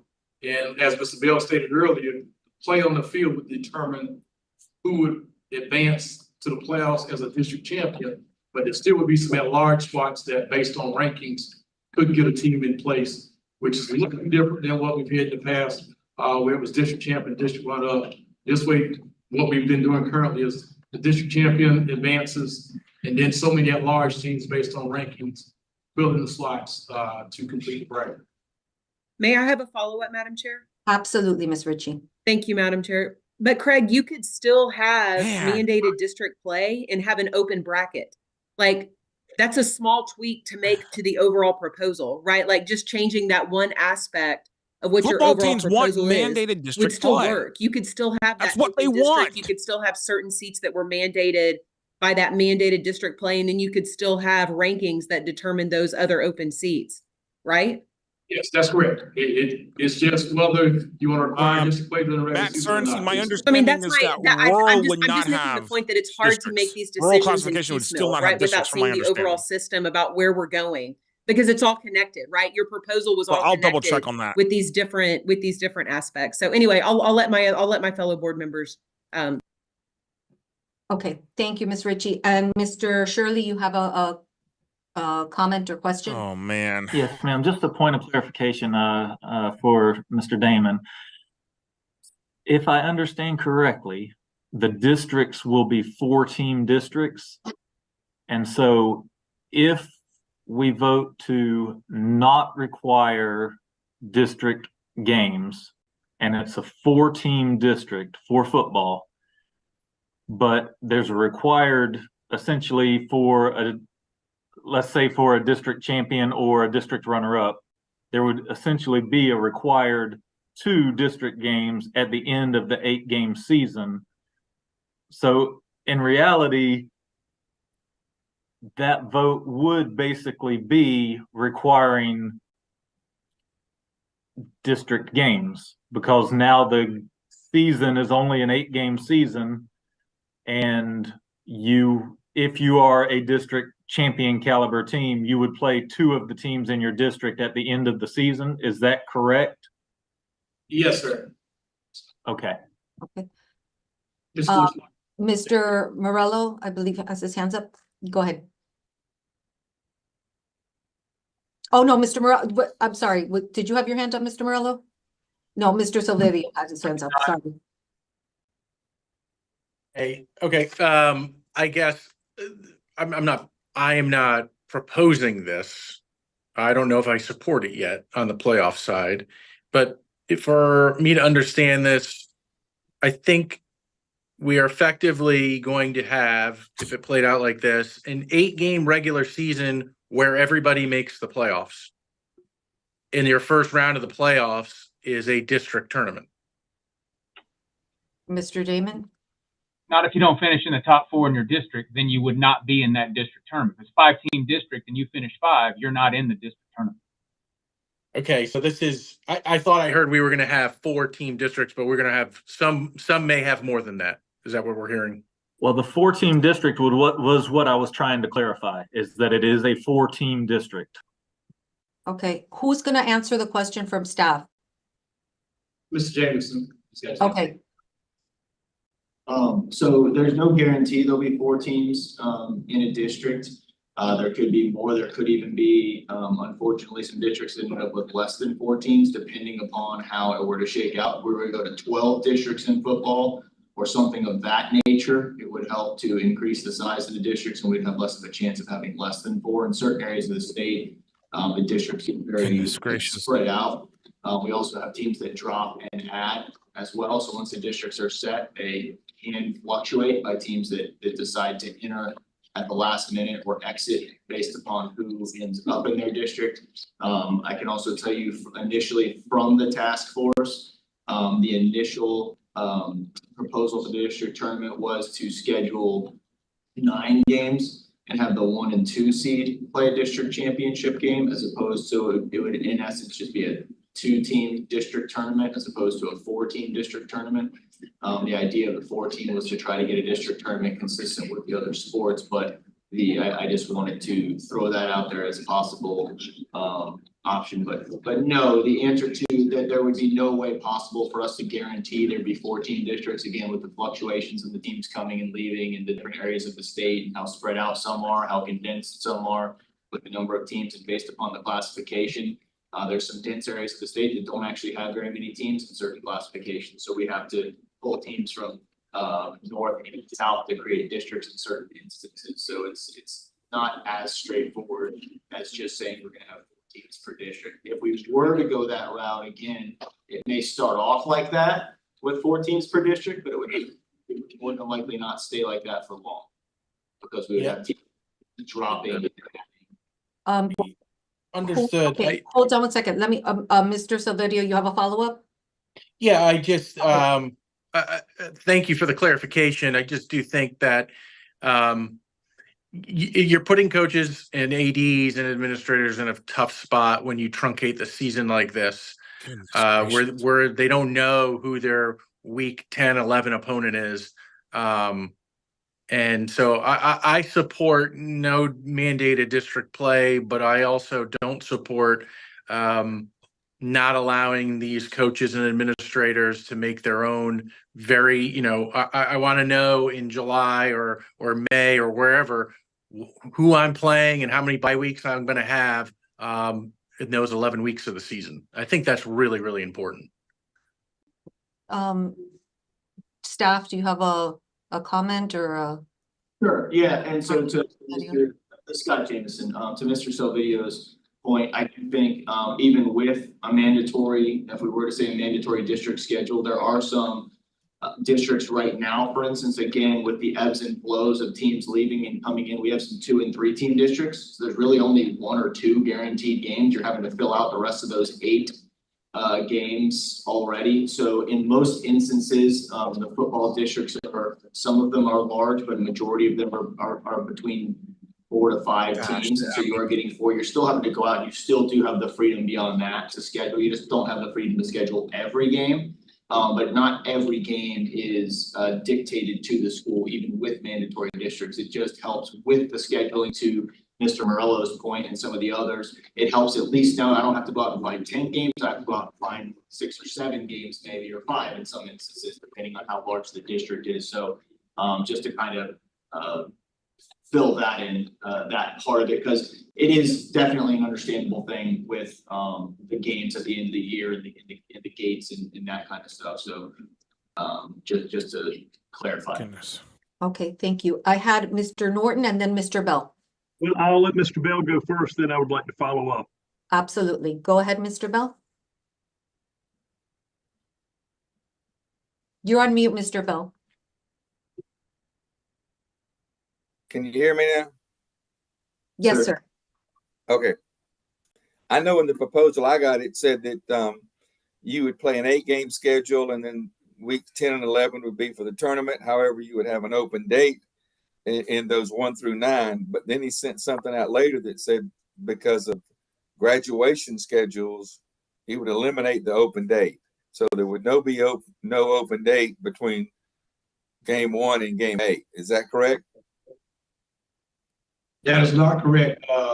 There would have been a common open date during week 10, which would have been for hurricane dates, but after speaking with Dr. Robinson at FAMU, it would push our playoff, our championship game until next weekend, which would be graduation for FAMU and the FSU next year.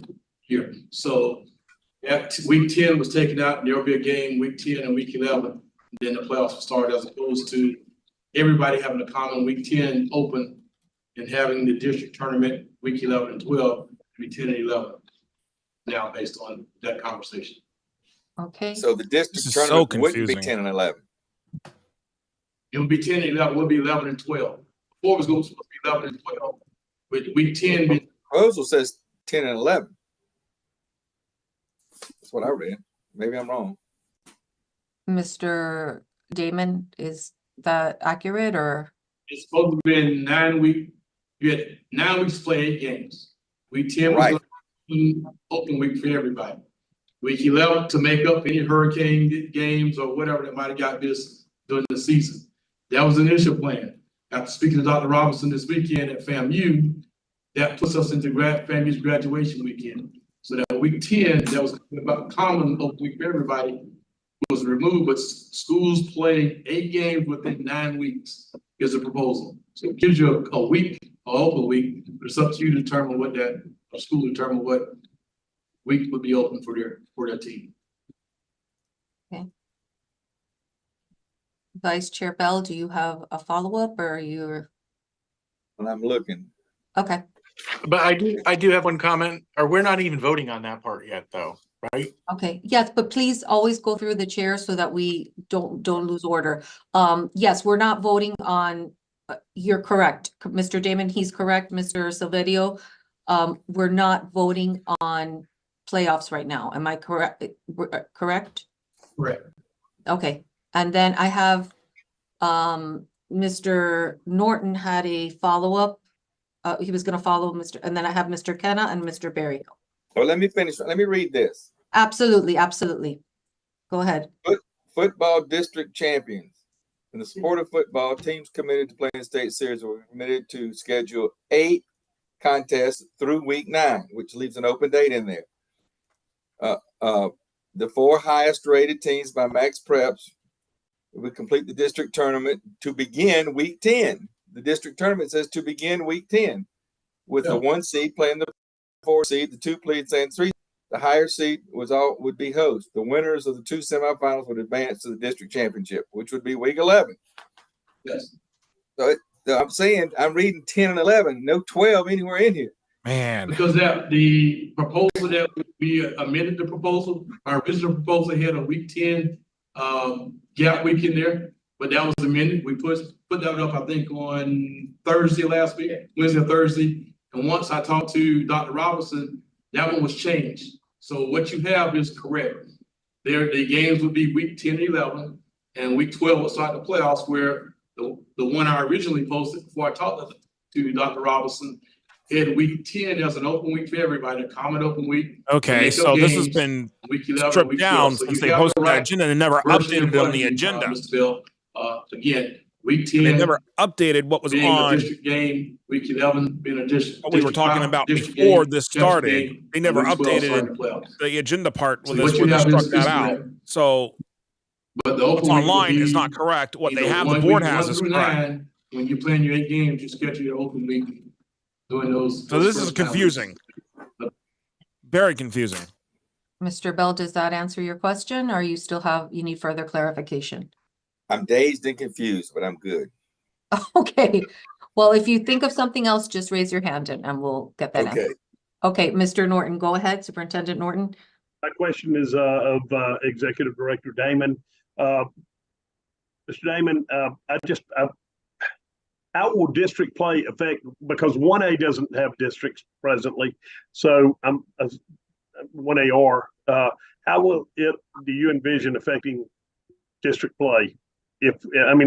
I guess it means which way I want to vote on this matter. We only have regions. Do you have just for the record, I just kind of want to ask you your thoughts. It would not touch rural division because we only have 32 teams in that class anyway. That's So far apart, you guys will continue doing no district play playing your 10 games and just going in strictly off a ranking. Okay.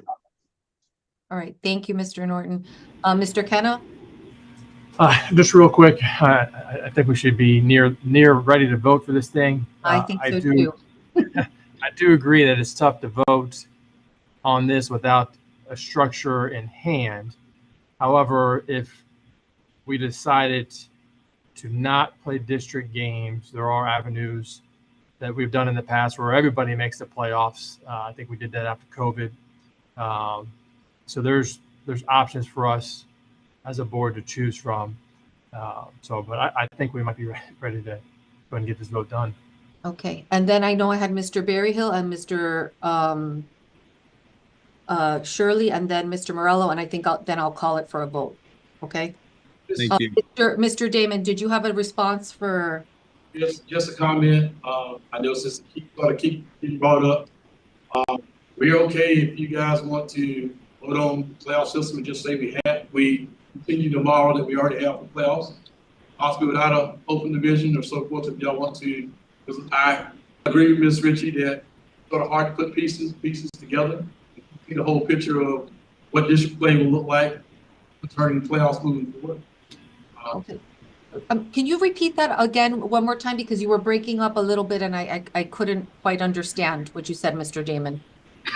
Sorry, I'm still hoarse. My voice is gone from the weekend, but we are okay with if the board wants to go ahead and address playoffs right now and keep the current playoff system structure where district champ and at large advance. Just because I know we talked about the open division and so forth and prior district schedule, I get Ms. Ritchie's point of they'll sort of go hand in hand because that district tournament end is sort of playing game, so to speak, for lack of better terminology. So if that's something the board want to go ahead and just be done with it today, we're at your pleasure. You know, we can make it work. Mr. Shirley, you had your hand up. Did you want to say something? And then I had Mr. Morello, and then Ms. Ritchie and Mr. Berryhill. Yeah, just a quick question. It's actually on the 1R division. Isn't currently there 33 teams in 1R? And if that's the case, who would be the 33rd that would fall off of that 1R division being cut off at 32, and what was the rationale for that? Just curious. There is 33. From what numbers we've got, one of those schools is above right now the 600 mark of enrollment. So forecasting for next year, that school would possibly could not be eligible for the rural division.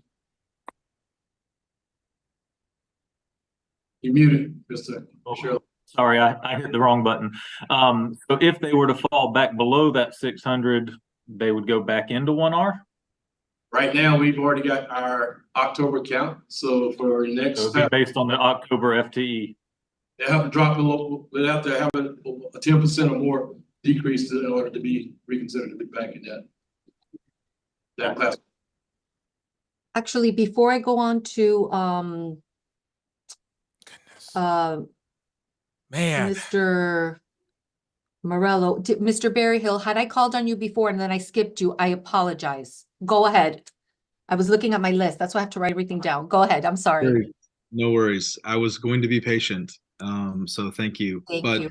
I just wanted to kind of echo what Mr. Ritchie was saying. I feel like we're putting the cart before the horse a little bit. And so when the time is right, somebody here or I can make an amendment to the current motion we have. I think we have to look at the playoff structure with way more of a fine-tooth comb before we make this brash decision to change the district play and all that kind of stuff. I think there's some valid points there. But you know, I know that there's some panic on trying to schedule a week 10 and week 11 game if you're not in that 4. And so I just wanted to agree with Ms. Ritchie on the record saying that I think in order to make a real, I don't feel comfortable voting on what we're voting on because of the massive impact it has. It's not just some little decision. It has its hand in 4 different pots. So, anyways. Okay. Mr. Morello. Yeah, I appreciate Sperry Hill recognizing the magnitude of this, because when you guys spoke about some of your densely populated areas in South Florida, I think we're getting, Section 1 is getting not enough credence or not enough importance placed on the district games. When it was said that you could just find other games in your region, you could just go play whoever. We are Escambia to Duval. That's a 5-hour bus trip. And if we don't have mandated district play to try to fill that schedule by saying you can just go find other games in your region, I'll send you guys the charter bus bills for that. So that shouldn't just be said, you know, that you could just go find other games or not with the mandatory district play. A couple other points I want to bring up here. None of this, I don't believe, went through. We all saw that from Shelton Cruz and the FHSAA. I think that they were not involved in this decision near as much. And when you talk about, I know Mr. Silveria, you talk about as coaches and stuff a lot. When you talk about boots on the ground, those are those coaches that are doing these games that are potentially making or not making the playoffs. And I don't think that they were empowered enough in these decisions. I don't think this went through the athletic directors, the ADHC. I don't think it went through them. So this feels rushed. And then I get on this call and I hear I'm only voting on 2 things. But then now, if you're ready, we can go ahead and vote for a 3rd. So this feels disorganized. This feels like it's gotten discombobulated. And I'm regrettable that the Metro Suburban, when we clearly had data that showed a competitive balance was achieved, that now that's just out. But that's neither here nor there. Those are my comments. Ms. Ritchie, did you have a comment? Just a point of clarification, Madam Chair, if I can. So just so that I'm aware, was the intent that we were going to table the playoff decision for January and just focus on classification and district? That was what Mr. Damon had said at the beginning of the meeting. That was what we had said. But you know, as chair and president of the board, you know, I'm here to serve all of you. And if you feel that you want to move forward, I just think that this is something that we need to make a decision on, because it's impacting the play of our, you know, of our students. So it's something that we have to make a decision on, you know, sooner rather than later. I do not want it by any stretch of the imagination for anybody to feel rushed or, you know, pushed into it. But I think that we need to bring some closure to this. I know we've decided the first thing that we voted on, that we're going to have the 7 classifications in rural. And I think that passed by an overwhelming majority. And now we are at a crossroads with the playoffs and the district, or making district play not, you know, optional, I would say. So I at this point, I think we should either make a motion to vote on everything together, if somebody wants to do that, because I think we've had ample time to look over the proposal. I think that we have had time to look it over. And Mr. Bell, if you just give me 1 second, I will call on you, I promise.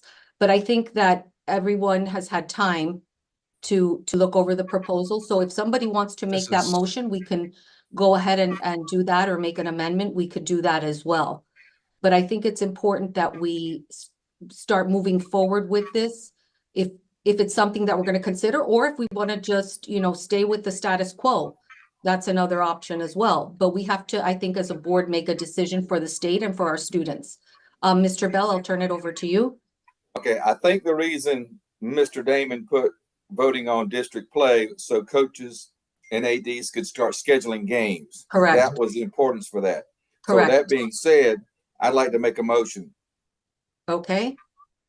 My motion is to require district play in football. Okay, we have a second. We have a motion by Mr. Bell to require district play. And we have a second by Mr. Morello to require district play. So right now I'm going to call for a vote. All those in favor of requiring district play, raise your right hand. Okay. 1, 2, 3, 4, 5, 6, I'm 7. raising my hand, guys. Alex Tamargo. Okay, Mr. Tamargo is raising his hand. Thank you. See 8, Ms. Calucci. I'm sorry? See 8 hands raised. How many hands do we have? 8. Sounds like it's a 8 Okay, to all those 5 vote opposed? here.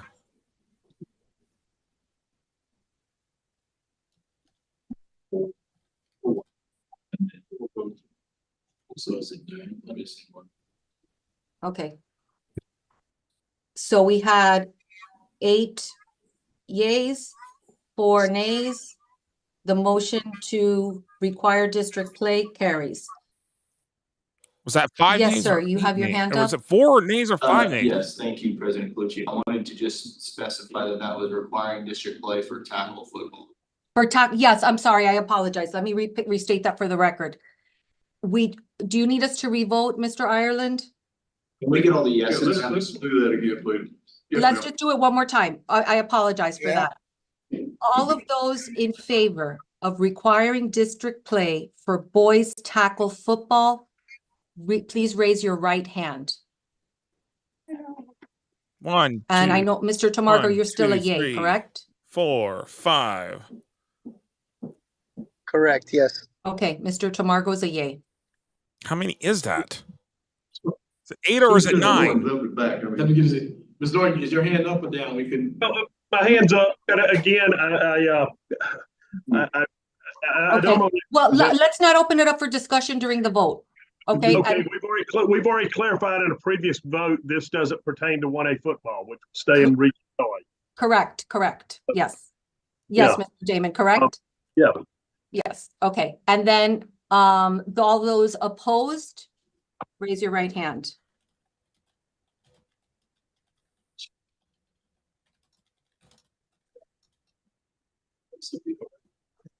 Goodness, I have. Okay.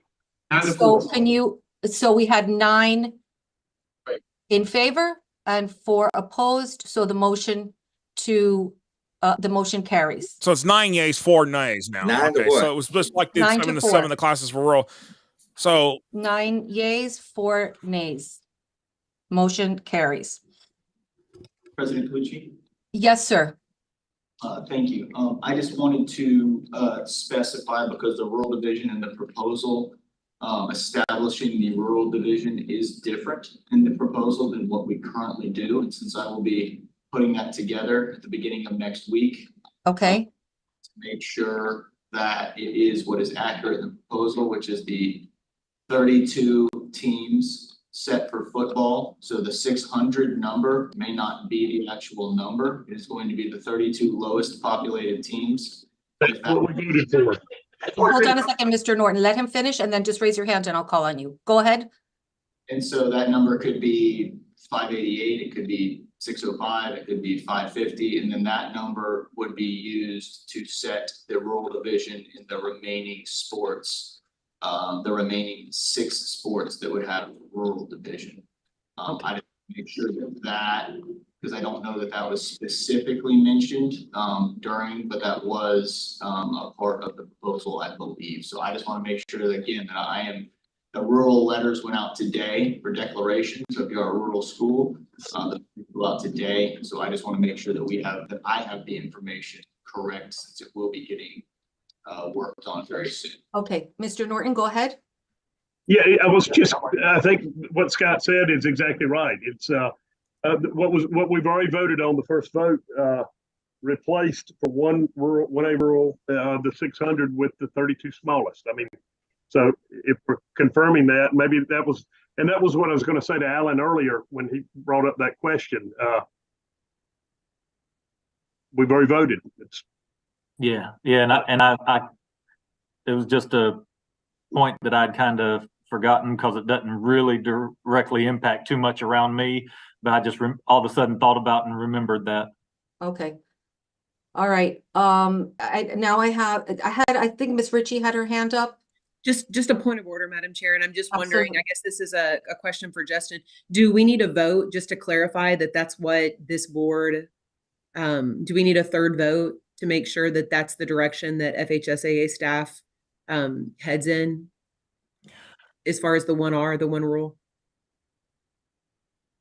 I would appreciate if we have that language. Okay, so let's do that. I need someone to make a motion. But real quick, I missed what Miss Ritchie's point was. Another vote to reinforce. I'm sorry, I didn't understand fully. Superintendent, I was just making the point. It seemed that there was some confusion. I was with you. I thought that our classification vote provided that clear direction that the 1R consisted of the 32 smallest schools in the state. But what I asked the team is whether we should vote on that separately. And I feel like maybe Justin said that would be helpful. Yes. Yeah, Hold on one second. Mr. Ireland, what do you recommend? I think it already exists in the proposal we voted on, Mr. Ireland. Yeah, what is, yes, I just want to get legal counsel's recommendation. As long as the board is satisfied they understood what Mr. Jameson said, I think you're good to go. We think we're good. There's no other need to vote on anything. Okay, perfect. I think we're good too. So let's go with what council says. And I think that at this point, we've exhausted everything. I think that I want to take a moment to thank the board. Stay tuned, everybody. There's going to be, we're going to have a lot of reaction here. I'm going to invite people on that want to come on. I've got Charles Jackson Jr. preparing for this meeting and over from for this proposal that has generated extensive conversation, and always keeping in mind that we are here to serve the student athletes of our great state. I would also like to take this opportunity to thank Mr. Damon and staff and Mr. Ireland for their support. You provide tremendous support. You spend immeasurable hours on the preparation of going into this and planning for our meetings. And I also want to wish all of you to have a very, very happy holiday season with your families, with your loved ones, with your friends. And if that is with that, I thank you all for your time. And if I can have a motion to adjourn. Yes, sir. Madam Chair. Yes, sir. I'd like to make one comment. Actually, I'm going to bring a motion to the table here, if I may. Well, I think at this point the meeting was ready to be adjourned. What was your? I would just like to make a comment. I feel like Yes. we did some good things here, and I think we went backwards in some instances here. I think how this all originated was to gain some parity across the state, and I think while I supported the 9 classification or the 8 classifications, and I think not mandating the district play creates some of the issues that were previously stated. I don't need to elaborate on them more. But if it's not a motion, I'd like for the staff to consider an open division across the state, whereas teams can selectively join, especially those top competitive teams, and they competed in their own, and that gets those highly competitive programs that we all know who they are out of those districts, particularly in the parts of the state where they're going to discourage folks from participating in FHSAA football because they happen to be in a mandated district. So if I were allowed to bring a motion to the table, I'd have a motion to add a 9th classification called an open classification. I think at this point, we've exhausted all the voting, and I think it's time to adjourn the meeting. Do I have a motion to adjourn? Motion to adjourn. Do I have a second? So I have a motion and a second. So it is now unbelievable. 4:00 p.m. on December 12th, and I move to the meeting is adjourned. Have a very Merry Christmas. Thank you. Wow, unbelievable. Stay tuned right here. We're going to get reaction. Well, I got Charles Jackson Jr. just sitting here waiting to join in. Charles, you there, my man? Yes, sir. Hey, if you get your thing where you get your volume where we can hear you a bit better, man, I can, man,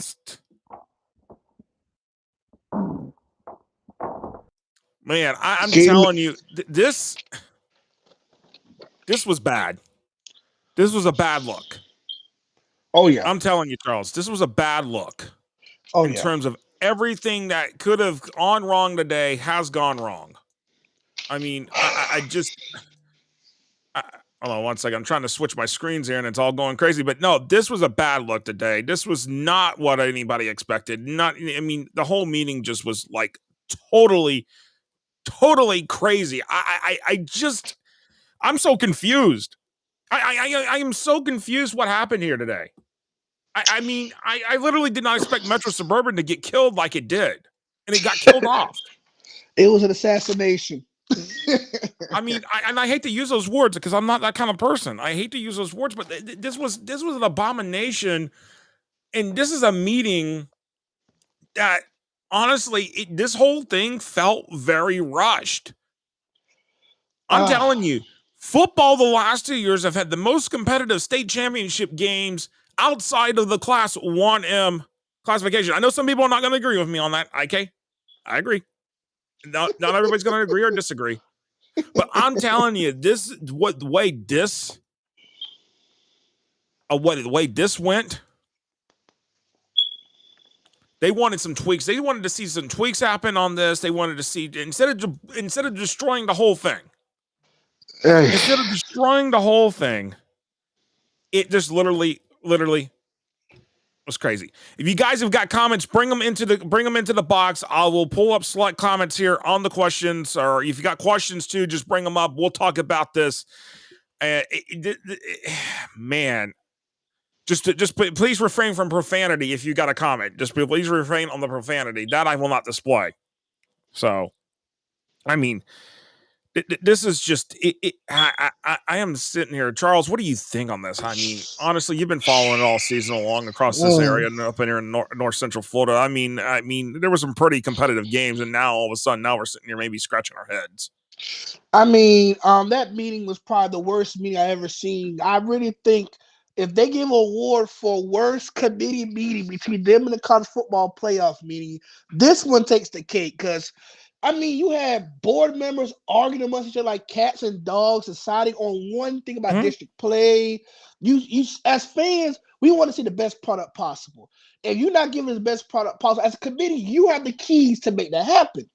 But if you're not gonna come together as a committee and come to a common goal for 2 hours, we saw a bunch of bickering. Okay. Yeah, no, honestly, and I just had someone ask us bring up the speed real quick. If you see in the comment box, someone said, the Lakeland Venice game, by the way, was the best state championship games ever. That was one of the best state championship games ever. I mean, if you watched it, it was crazy. But, Charles, let me catch up people to speed real quick here. Basically, this is what the FHSAA Board of Directors did in the best, shortest summary I can give you without trying to confuse you. They voted 9-4 to go to 7 classifications plus a royal classification for football. They voted 9-4 to mandate a district requirement for football. What they didn't do was vote on an open division. What they also didn't do was mandate a football district tournament. But they will, the rural will go to the 32 smallest teams. They will do that. So that is part of the plan. So to try to give you all just a short synopsis of all of this, it really, that's about what I can give you. And honestly, the opinions from everybody across the board so far that what I am seeing here so far on the chat, I don't know, Charles, if you can see the chat, and I've seen the chat too from the public chat. The people are just really like, I'm sitting here trying to digest this all. This is, I mean, there's been so many viewers on this. I appreciate everybody that has watched across Facebook, Twitter, and YouTube today. And Charles, going back to your point, let's Charles, if you can do me one favor, Charles, turn your phone landscape if you can for me. Landscape? Yeah, turn it to landscape mode. Yeah, I got you. It should flip automatically to when you flip it to landscape if it can do it. Oh, yeah, I'm about to flip my phone. It's on my tripod. You just bear with me Okay. right quick. All right. Yeah. Just a little Charles fix that real quick here as we do that. Yep. There we go. Charles, get that landscape view now. Getting there. There we go. That's better. Sorry about that. Y'all bear No, all with me. good. All good. But I just this whole thing. I'm my head is spinning. I'm gonna need to go take a walk outside after all this. I'll tell you one thing, man. As I get my camera fixed, this is probably the worst committee board meeting I ever seen in my life. Witnessing and hearing it, just they have no idea what they're doing, and we need more people who knows the game more. Now, granted, they're selected and all that stuff, but we need more football minds that knows the game, that knows the ins and outs of it. Because we got people up there know a clue of football. Don't know jack squat. I'm talking to people in the comment section, and it's like, bro, like, do y'all know what's the more important thing about football? It's so important to have people that knows the game and not just politicians or principals or whatever they are. It just, you have to have people up there that knows the game or it's been a part of the game for a very long time. I mean, it just, and that's it. And here's the biggest issue, Charles, in all of this. The athletic director advisory committee was not even consulted. The sport advisory committees were not consulted. Your largest coaches organization in the state, the Florida Athletic Coaches Association, they weren't even involved. They were shut out.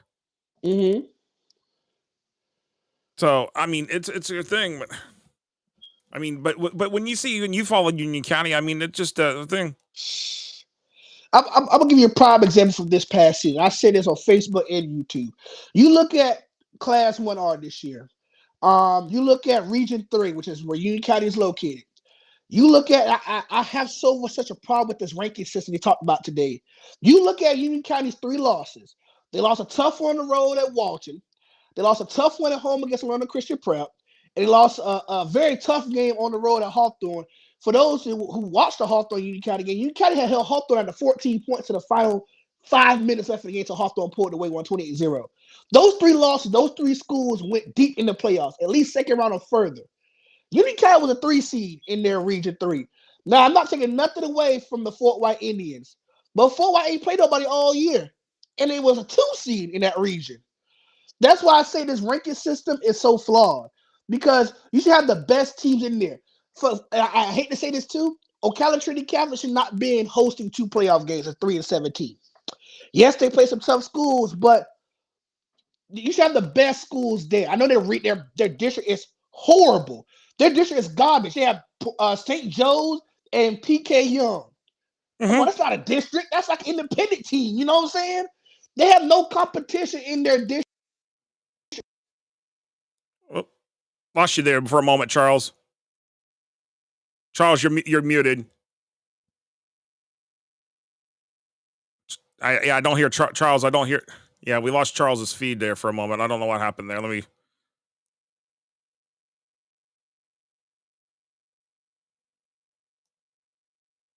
Charles, we lost your feed. You totally muted. Charles, you're muted there. We can't hear anything from you.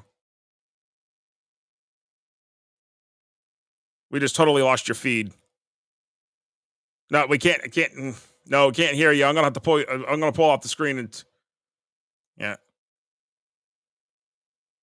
The thing out. We'll figure out with Charles here for a moment here, but I'm trying to see if I can get some other media people on here as well. Hold on one second, because this is, I mean, we've got a lot here. This is, I mean, trying to digest all this, guys. This is, man.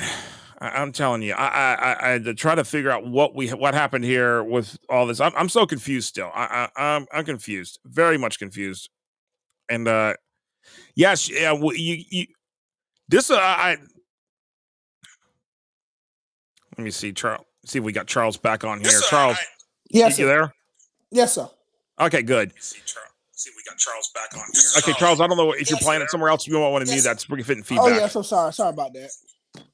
Yeah, there you go. All right, so what was you explaining there, Charles? No, I was explaining, man. You know, I was talking about, if you give an example about Union County, because I'm a Union County fan, Union County alumni, but I'm not being biased. You look at Union County's 3 losses. They went 8-4 this year. Of course, they lost to Madison County in the state regional final. But you look at Union County's 3 losses. He lost to Hawthorne, Orlando Christian Prep, and Walton. All 3 of those teams had undefeated regular season and made a deep run to playoffs, at least second round or further. And of course, we was 3 seed in Region 3 in Class 1R. My whole problem is this whole ranking thing is flawed. I think Fort White was a good team, but Lake Butler, you look at their line of work, who the teams they played, like Fort White, who they played all year. And I'm not bashing Fort White. It's not a bash at all. There's a bash towards this flawed ranking system. There's no way some of these schools in the playoffs should be higher than some of the other teams was. Look, now talk about Ocala Trinity Catholic. Trinity Catholic, 3-7, hosting 2 of the 4 playoff games they played in against teams that was better than them. And look at their district though, Josh. They have St. Joe's and PK Young. Well, they didn't even have to play St. Joe this year because St. Joe dropped out and went to the Sunshine State Athletic Association. So that made it hard right there it made it hard for Trinity Catholic to get games, but at the same time, you're right. That's not a district. It doesn't help in terms of that situation in terms of a district. And really, at the end of the day, it's frustrating. I'm confused. I'm trying to draw the roadmap. I'm trying to draw there's just so much that's happened here. And I'm going to go through some of the comments here, Charles, while I'm Go ahead. Had they voted, Charles Bell said if they voted on the playoffs yet, they pretty much, they didn't vote on the playoffs. And they said they run out of voting. As I'm trying to say here, trying to go back to I got a comment in my text messages that I can try to address this here. It's exhausted all the voting. I'm sorry, but there is no option of we've exhausted all the voting. I don't know where that has come from because I have seen board meetings before where if a board member wants to bring a motion to the floor, they would have been able to do that. To tell tell somebody on the board that they can't go vote, that we exhausted all the voting. Like they didn't even have the opportunity to bring the motion to the floor and let the people decide if we're going to vote on it or not. Let the board vote on it. That's ridiculous. That does not fall under the Robert's Rules of Order in my I believe. So it's crazy. This is I'm trying to figure this out. What is there to figure out, Josh? This was an assassination on high school football today. That was the most pitiful. You call a meeting. The beginning of the meeting sounds like it was going to be a mess, and just listen to it. It just got worse and worse. You bickering about some of the stuff that y'all discussed 2 hours ago, and still discussing and harping in on it. Listen, if you want the best product possible, you have to put the best product forward. Come together, really sit down and think. Sometimes they just think at all. They just hear each other talk,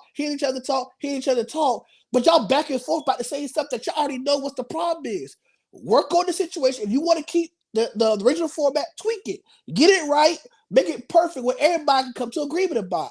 But if you want to go back to what it once was, then do it and go on it wholeheartedly and not have this whole back and forth. Charles, and the biggest thing here is, again, so there are 800 plus member schools in the FHA. Some of them are junior high, middle schools, but that's only like less than 10% of the entire FHA population. Right. All right. There are over 500, maybe closer to I think it's like 560, 570 FHA member schools that play football. Right. All right. When they said there was like 390 something, there was only that's not an entire population. No, it's not. Not even.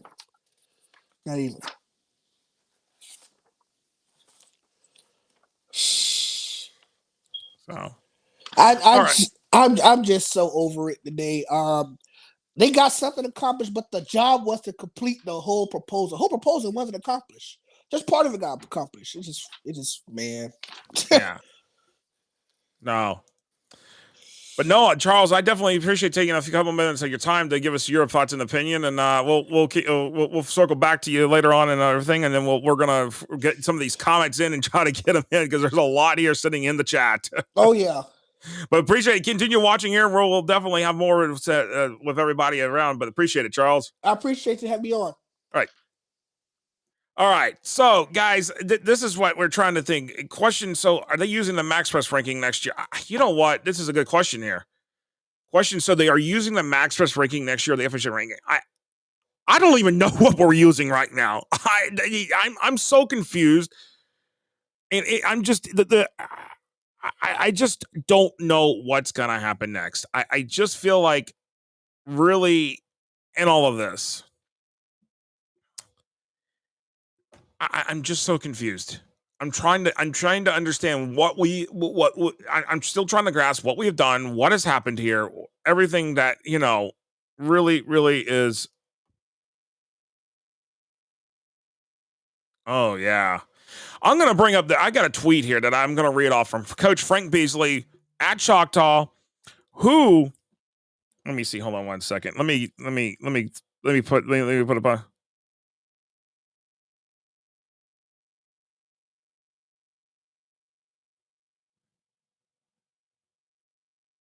Hold on one second, guys. Okay. All right. So let me read this comment from head coach Frank Beasley at Choctaw, who, by the way, was at the FHSAA for many years as the football sport administrator. He says on Twitter, the governance process of the FHSAA was not followed before or during this meeting. No presentation of information to the board, to public, or to public the view. No clear understanding by the board of what was being voted on, what was even passed. He's correct. Nothing was presented on the screen. We saw nothing. We saw nothing. Nothing. It was getting hard enough to hear what we're being told on the screen over my screen to my left. This is a problem. Present the information to us.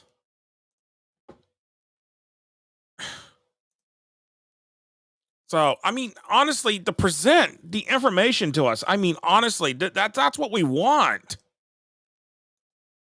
I mean, this is bad. Why? I mean, the only thing that was accomplished today is you got rid of Metro Suburban and you kept mandated district play. I mean, you mean that's what happened. That's basically what has happened today. And honestly, this is like I'm trying to process everything that we just had happen. I mean, I'm reading some of the Twitter comments here real quick too that are popping in, and it's like, okay, all right.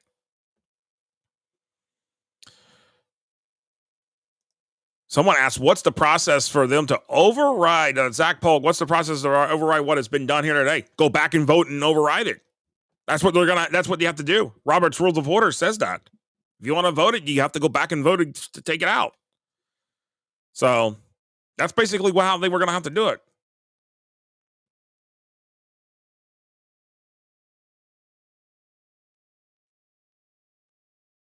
I mean, I'm man.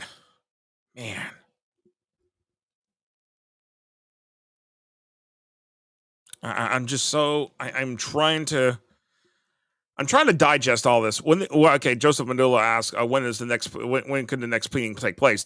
Someone mentioned January for another emergency board meeting. I don't know. But the next scheduled meeting is end of February. That's way too late. Way too late. Way too late. Way too late.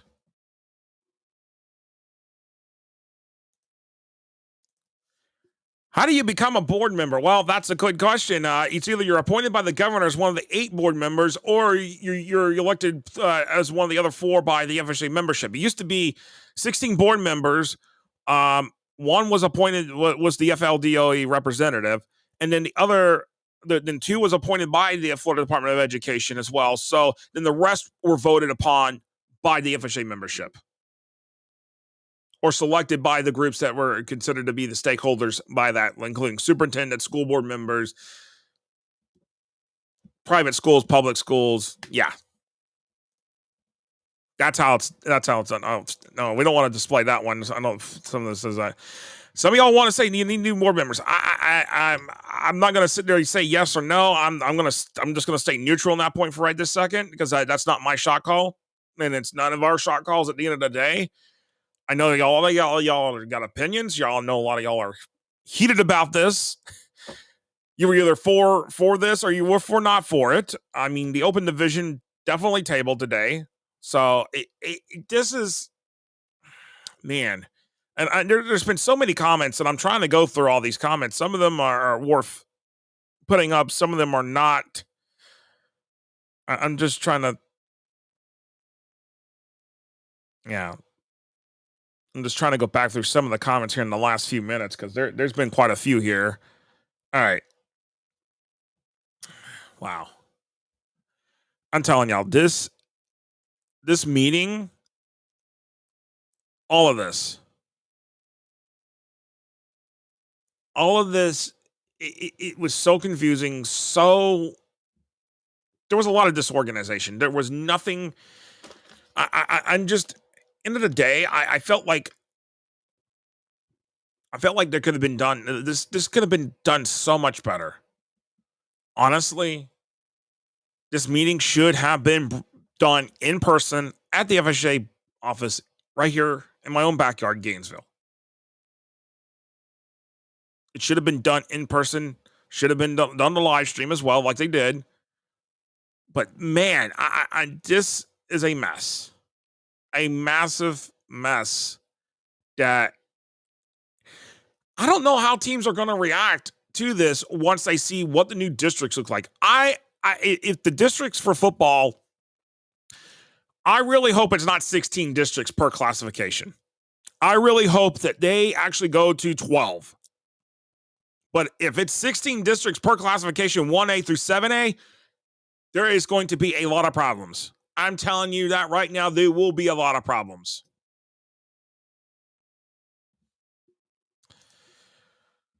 Sack Polk asked, why not keep everything the same and add an open division? A lot of people have said that. Why not just add an open division?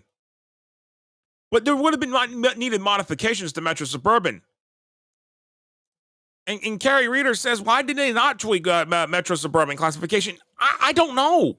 Because you heard like board members like Charlie Morello and Ricky Bell saying that, hey, wait a second, this is working.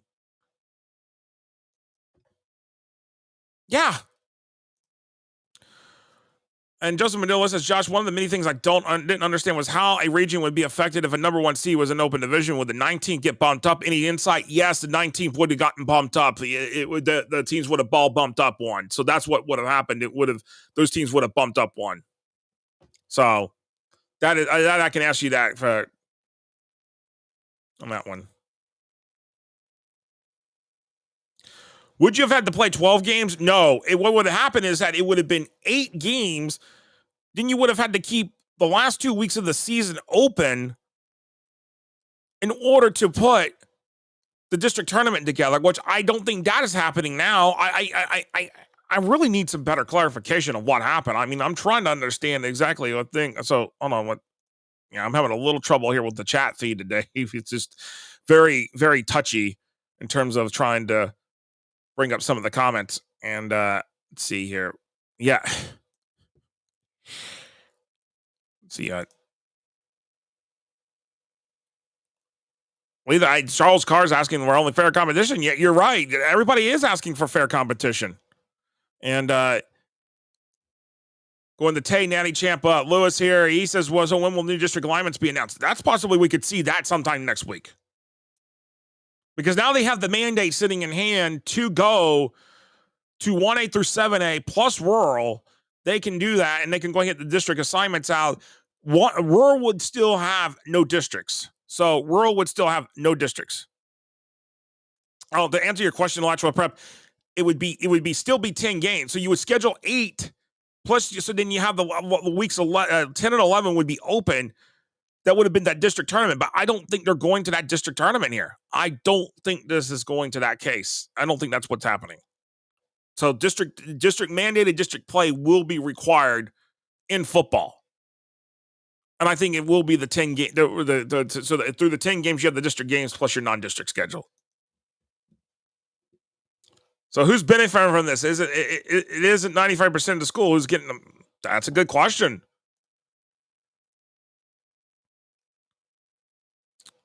And if they don't pass an open division, how are you going to justify Baker County and Miami Central on a level playing field just because of similar number of students? That's a good question, Honor.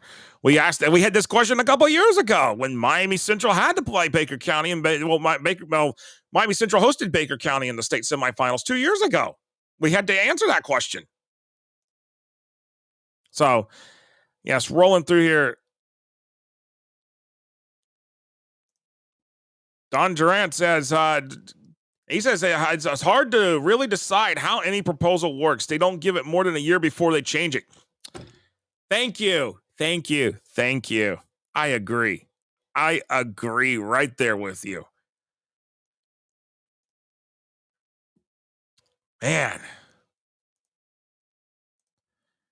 Joseph Medulla says he's assuming we're also keeping 16 districts since they didn't vote on anything else. If it's 16 districts, this is going to be a mess. I'm telling you, it's going to be a mess. The number of classifications and the number of districts does not equal out. It will never equal out. It doesn't. The numbers that we have for the state series does not warrant 16 districts per classification. We don't need 16 classes. 16 districts per class. We don't. And yeah, I think you're right, Joseph. They did say they were going to start working on the alignment on Tuesday. So, honestly, I think they probably pretty much have stuff ready to go. Honestly, I think they're going to. So that wouldn't be surprised that they have something out like Wednesday or Thursday of this coming next week. So we'll see what happens from there. Trying to go through under.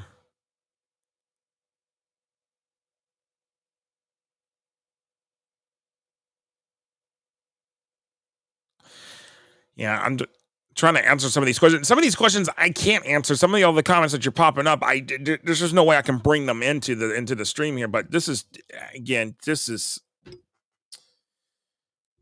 man, I'm trying to really, really kind of understand all of this. Because a lot here, there's been a lot here. This is really, at the end of the day, what we saw here today was totally confusing, mind-blowing in a way, I guess you would say. It really, at the end of the day, I don't know how in the world do we proceed. What's going to happen? All I know is we'll come back on once the district once they figure what the districts are going to look like. We'll talk about all of that. I'm lost for words today for what happened. I know a lot of y'all are lost for words because a lot of y'all like Metro Suburban. Some of y'all didn't like Metro Suburban, and we heard you. Hey, that's fine. This at the end of the day. This meeting, it felt very, very confusing, very, very discombobulated, very, very not so like everything else. It was just really, really, it was just so confusing, And I'm trying to understand everything that we just recognized. What we just saw. It's really at the end of the day. And honestly, it doesn't look like it changes anything other than for the other sports. Really, what they do, they have districts, but they don't have a district They have the district tournament. They have districts, but they don't have a mandated district play. So, it really, at the end of the day, I say buckle up, stay tuned, stay aware of what's going on, because I feel like there's going to be a lot that's going to happen here over the course of the next month. If the FHSAA has another board meeting, we'll do this again in terms of following this. We'll talk about it and everything, and we'll go from there. And Robert Crespo chimes in. They just hurt so many schools that were playing competitive games. My school will have to play the powerhouses in Orlando again. This can kill a program. Yes, you're absolutely right. This could hurt a lot of programs. At the end of the day, this could be hurt a lot, and this is not something we want to see. I thought Metro Suburban was going well. Okay, you needed some tweaks. I don't agree that everything was perfect with Metro Suburban, but there needed to be some changes, like some tweaks. But now we're going back to what it used to be, and this is confusing as much as possible. Confusing as all get out. I mean, this is not what you wanted. Carrie Reader says all they did was burn down Metro Suburban. They went to this meeting with no plan and they just threw it together. It felt like that. That's what it felt like to me. I felt like to a lot of people, we were all confused. I mean, this is again football going through another change. Once again, it feels like it's every 2 years we're going through another change, another change, another change. At some point, the changes have got to come to a stop. And let it play out. What are we going to come back 2 years later and say, well, now all of a sudden the state championship games are all blowouts? Is that what we're wanting? Because that's what we're headed to again with this. The last 2 years of state championship games under Metro Suburban have been the most competitive state championship games I have seen in almost 15 years of doing this.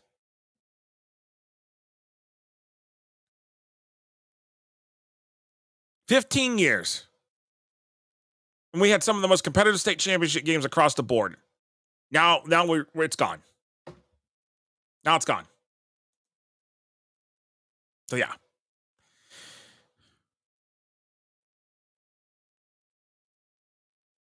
Carrie Reader believes that more teams are going to join the SSAA. That is a possibility. And the SSA next year is going to a full 10-game schedule. They're going to a full 10-game schedule next year. Yeah.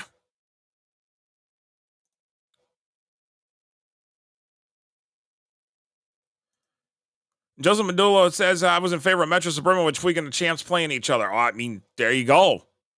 And this is coming from a coach, by the way, who's down there in Metro Suburban. So, I mean, honestly, here's another thing. What was the point of the classification task force committee if you didn't even vote on half of what they put to you and brought to you and all these tweaks? What was the point of the committee? That's what I'm trying to find out. What was the point of having the task force committee?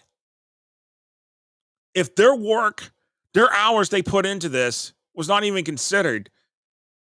But at the end of the day, why was the ADAC not committed? Why was the ADAC not consulted on this? Why were the sport advisory committees not consulted on this? What happened in the process chain of the breakdown? Because something like this is not meant to be rushed. It is not meant to be rushed. But at the end of the day, this is what we've got now.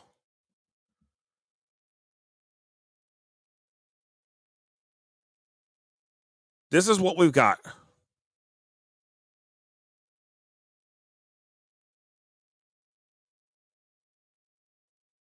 So to go over again real quick here, the vote was 9-4, go to 7 classifications plus a world class. So it's total 8 classifications, 9-4 there. Metro Suburban is gone. The other vote was the requirement of football to have a mandated district schedule. That vote was 9-4 as well. So what could happen here is one of two things. Some teams that joined the state series back a few years ago when they had no district play in the lower level classes now see that, oh, well, we're not going to play. We're being forced into a district that we have the team that we have no chance of beating. Guess what they're going to do? They're out. They're going independent. They may go into the Sunshine State Athletic Association. They're gone.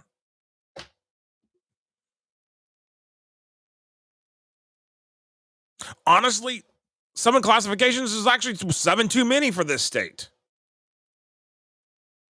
Keep the rural classification, but then maybe it needs to be 5 classes. Maybe it needs to be 6 classes after that. There is so much here. I think there's going to be a lot of ramifications here at the end of the day on this. A lot of ramifications, and what those ramifications are going to be, I don't know.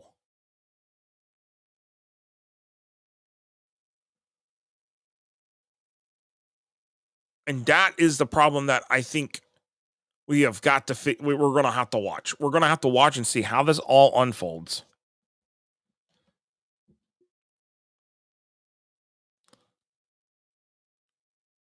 And honestly, I don't think we voted for the. Honestly, I don't think it was voted for have the district tournaments. And again, all the voting power was exhausted. I mean, I'm still confused about all that. I mean,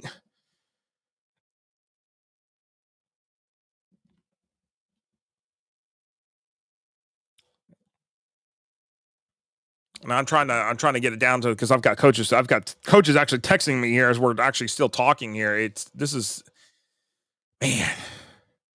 man. This is just one of those days where I'm just like, tell me what we just went through. We just went through the ringer, basically. We went through the ringer. The vote, the plan as presented was not even voted upon like you would normally vote upon. It was broken down in piecemeal. I mean, oh yeah, Devin Alexander is right. He's right. It seems like all rushed, not thoroughly done. This felt like it was rushed. This felt like this meeting was just, everybody just wanted to rush it. Everybody wanted to just not look at it, not study it, or whatever it may be. It was one of those things that I am just convinced that, honestly, it's one of those things. I thought we had crazy meetings during COVID, but this one today, I'm telling y'all, it was a lot. It was a lot. It was a lot. And now there's people that are disappointed. They're not going to have their Metro Suburban's gone. We're going to see what the new district's going to look like. And we're going to see what happens. At this point now, it's 1A through 7A, probably 16 districts per classification outside of the rural class. Where, I mean, and I'm going to tell you something right now, that 1A is going to be highly discrepancy. There's going to be a high discrepancy in numbers. We thought y'all were talking about the issue. They were talking about the issue of 600, and that was too much there for 1M. Get ready for 1A. There's going to be a high discrepancy there too. Oh, I'm telling y'all, it's going to be a high number. Teams like Acilla Christian, I know Acilla Christian, they like control of their schedule. They're probably going to stay rural. They'll stay rural because their numbers are small. They're going to be in the 32 for rural. But they're not going to be interested in coming back into going to 1A. Rocky Bayou Christian, here you go. This is going to be a good example. Rocky Bayou Christian, all the way out in the Panhandle. Small numbers. Actually, let me go ahead and pull up right now because the FHSAA 20, the fall enrollment numbers that are going to be used by the FHSAA for this is actually already up on the FHSAA website.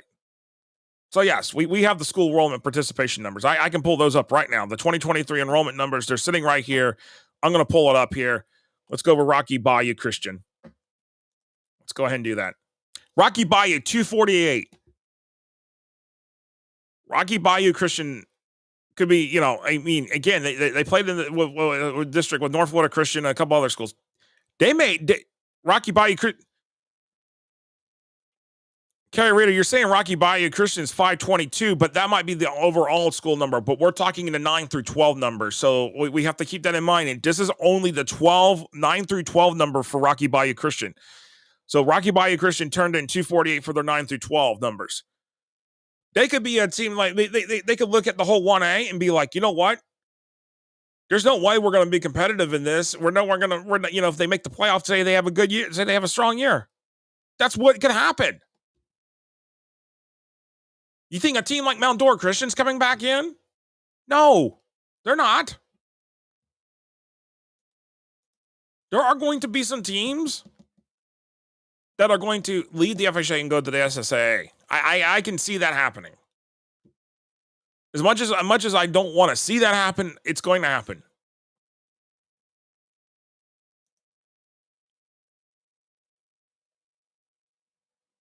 And honestly, we've watched ourselves go backwards. We've watched ourselves go backwards on this. And honestly, I don't even know what we watched the last 2 hours. Other than it was confusing, it's crazy. We're going to try to get down to the bottom of it. But at this point, basically what we've got here is this. 1A through 7A.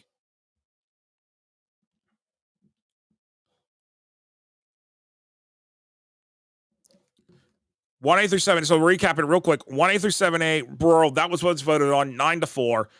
District mandated play, that was 9-4 vote. The district tournament proposal that was proposed for football, that is not happening. The open division, that was tabled. If it even comes up for a vote now, because there's a lot of disagreement amongst the board what they want to do with it. Again, what was thought maybe a sure plan from inside the FHSAA building kind of got piecemealed today, and here we are. The thought of the thought that Metro Suburban is dead. We're gonna have to digest this. I know a lot of people are on here watching, our supporters, and there's a lot of people that are not supporters. At the end of the day, this is what we've got. This is what we're gonna work with. We'll cover high school football no matter which way they tell us what the classifications are. That's how we're gonna do it. And that's what we're going to run with. We're going to cover high school football the way we can and as best as possible based upon what the classifications are, what we're told. But I don't think we're done with this. I don't think we're done with this situation. I don't think we're done with what has happened here. I don't think the whole mess, honestly, there was a couple opinions that I had. And I think one of those things is maybe we needed promotion and relegation. Could we have had that? Could we have had,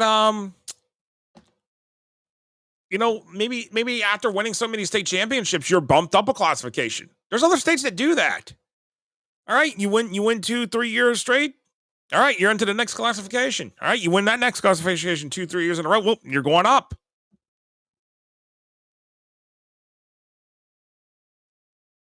Because at the end of the day, I mean, as much as we love rematches, we also want to make sure that these teams have balance. These teams have a chance. I don't know what this voted on today, that teams are going to have a fair shake. And especially the way open enrollment is right now in this state, I don't see that happening. I just don't see that happening right now. I just don't see it happening. So, yes. Yes.